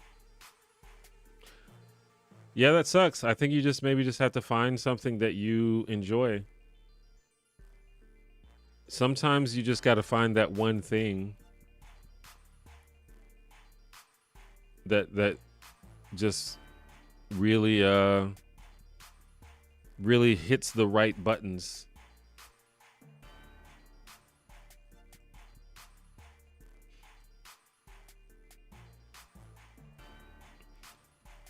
I don't know. I don't know what to tell you really. I don't think I have that problem.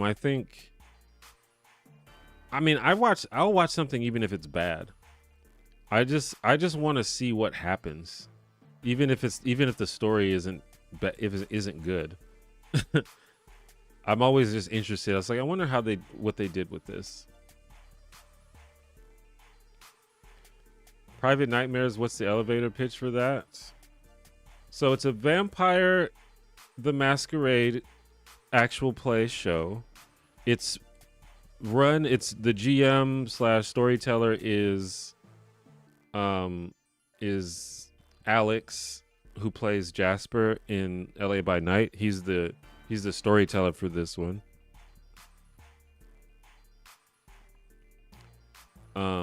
That's his name, right? Alex.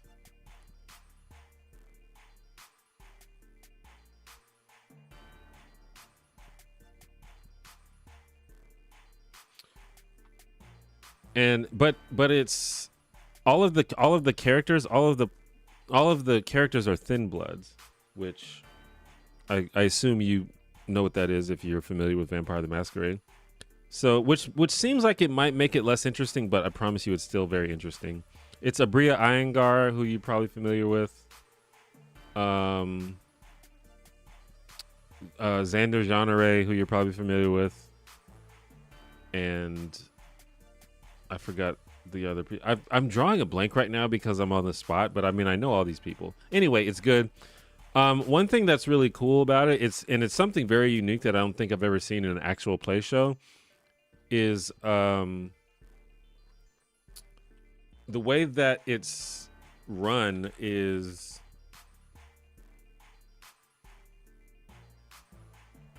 Alex. So Alex is the storyteller, and he like walks around, like they're not sitting behind tables like you normally see on D&D things. They're on a stage, and so Alex is like walking around, and he like plays he'll like act as the character's conscious sometimes. So he'll like get up behind one of the players and like say something like, "Oh, you don't trust this person," and he's like constantly moving around. It's like really cool. It's very performative, and you know, LA by Night is already very performative, but they take it to a new level with this. It's really really good. If you like LA by Night, you will love Private Nightmares for sure.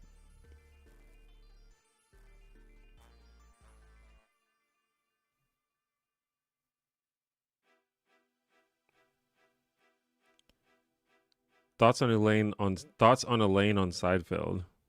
I made a whole video about Elaine on Seinfeld. I think she's. I mean, Seinfeld is like one of the greatest shows ever. Um, and I'm not ignoring your question. I think I saw it before, but it looks like it was deleted. Outside of that, I'm just going down the line. If someone deletes a question, I'm not gonna answer it. That makes me think they don't want it to be answered.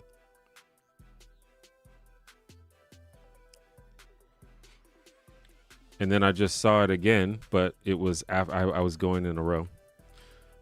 But I did a video about Elaine. I think a lot of people don't talk a lot about the evolution of her character in that show, and so I made a video about it, and I thought it was pretty interesting how she kind of went from being a pretty nice lady to being like just kind of a miserable miserable, angry, terrible person. But I think going back and watching Seinfeld, it's like so clear that Julia Louis-Dreyfus was the best actor on that show, which I didn't really appreciate back in the day. Do you watch any British shows? I watched Taskmaster. That's like one of the best shows ever made. Outside of that, not really. One day I'll get back. I'll get more into one day I'll check out some British shows.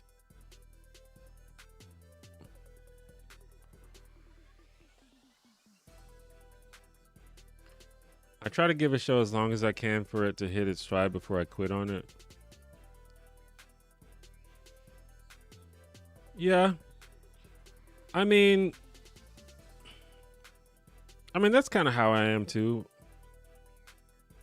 But usually if I start something, I try to finish it. So the issue with me is like even getting started in the first place. Like all these shows that people keep asking me if I've seen or that telling me that I should see and I haven't watched it, that's the problem. Is like getting started on a show is hard for me. But if I started, I try to finish it.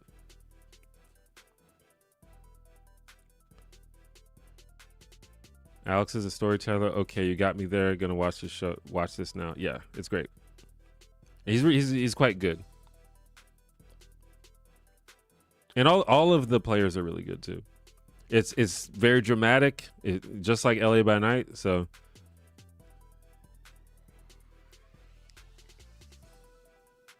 you probably already answered this, but what aspects of your education, job, hobbies, experience gave you the confidence to upload essays about TV and movies? What aspects? I don't think it's not really related to having confidence. I'm just a guy who likes TV shows, and I'm just a guy who has a YouTube channel. It's not really anything more deep than that. I'm just a guy who has opinions and who craves attention and who has a YouTube channel and who loves TV shows, especially sitcoms. And that's it, really. The fact that people watch the videos is a factor that I could never have predicted.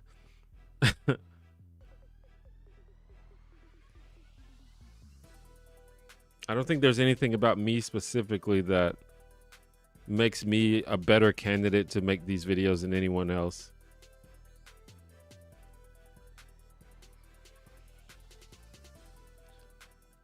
Your video on Elaine was excellent. I appreciate that.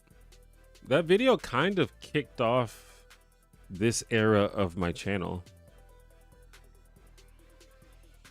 Did I watch WWF Attitude Era? I certainly did.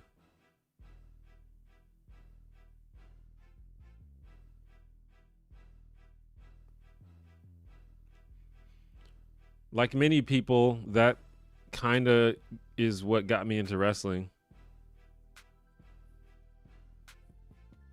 But looking back, the Attitude Era was wild. I think the Attitude Era is a little bit overrated in certain ways. Like obviously, you know, it created some of the best WWF stars, WWE stars, but there was a lot of weird, stupid stuff in the Attitude Era.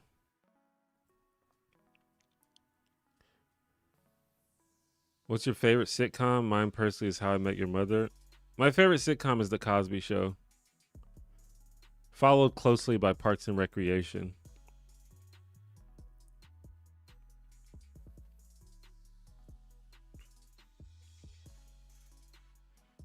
What gets you excited to make a new video? I mean, the only thing that gets me excited is if the subject matter is something I'm excited about, which these days it always is, because I don't make the video if I'm not excited about it. So usually if I have like a really interesting idea, I'm just very excited because it's like, man, I'm having fun talking about this and I'm really interested to see what people will think. So it's just really all about picking. I mean, that's kind of the challenge of being a YouTuber, is picking ideas that you are excited about that you also think other people will be excited about. There's so many things that I could get excited about that I don't think you guys would care about. But finding things that I think the audience will also care about, I think that is that's the key. So you smell what The Rock is cooking? I guess you could say that. I think with that though, I'm gonna go ahead and end the stream. It's getting a little late. I gotta make some food. But yeah, thanks for hanging out with me on this Friday. I hope you guys enjoy your weekend. Make sure you check me out next Thursday and Friday. That's when I stream, usually around 6 p.m. Central Time. Thursday is my gaming stream. I'm currently playing through Disco Elysium on stream. Check that out if you want. Or another chill stream like this on Friday. That's the plan, at least. If you want a chill place to chat and hang out with other friendly people, you can join my Discord server. I'm in there a lot.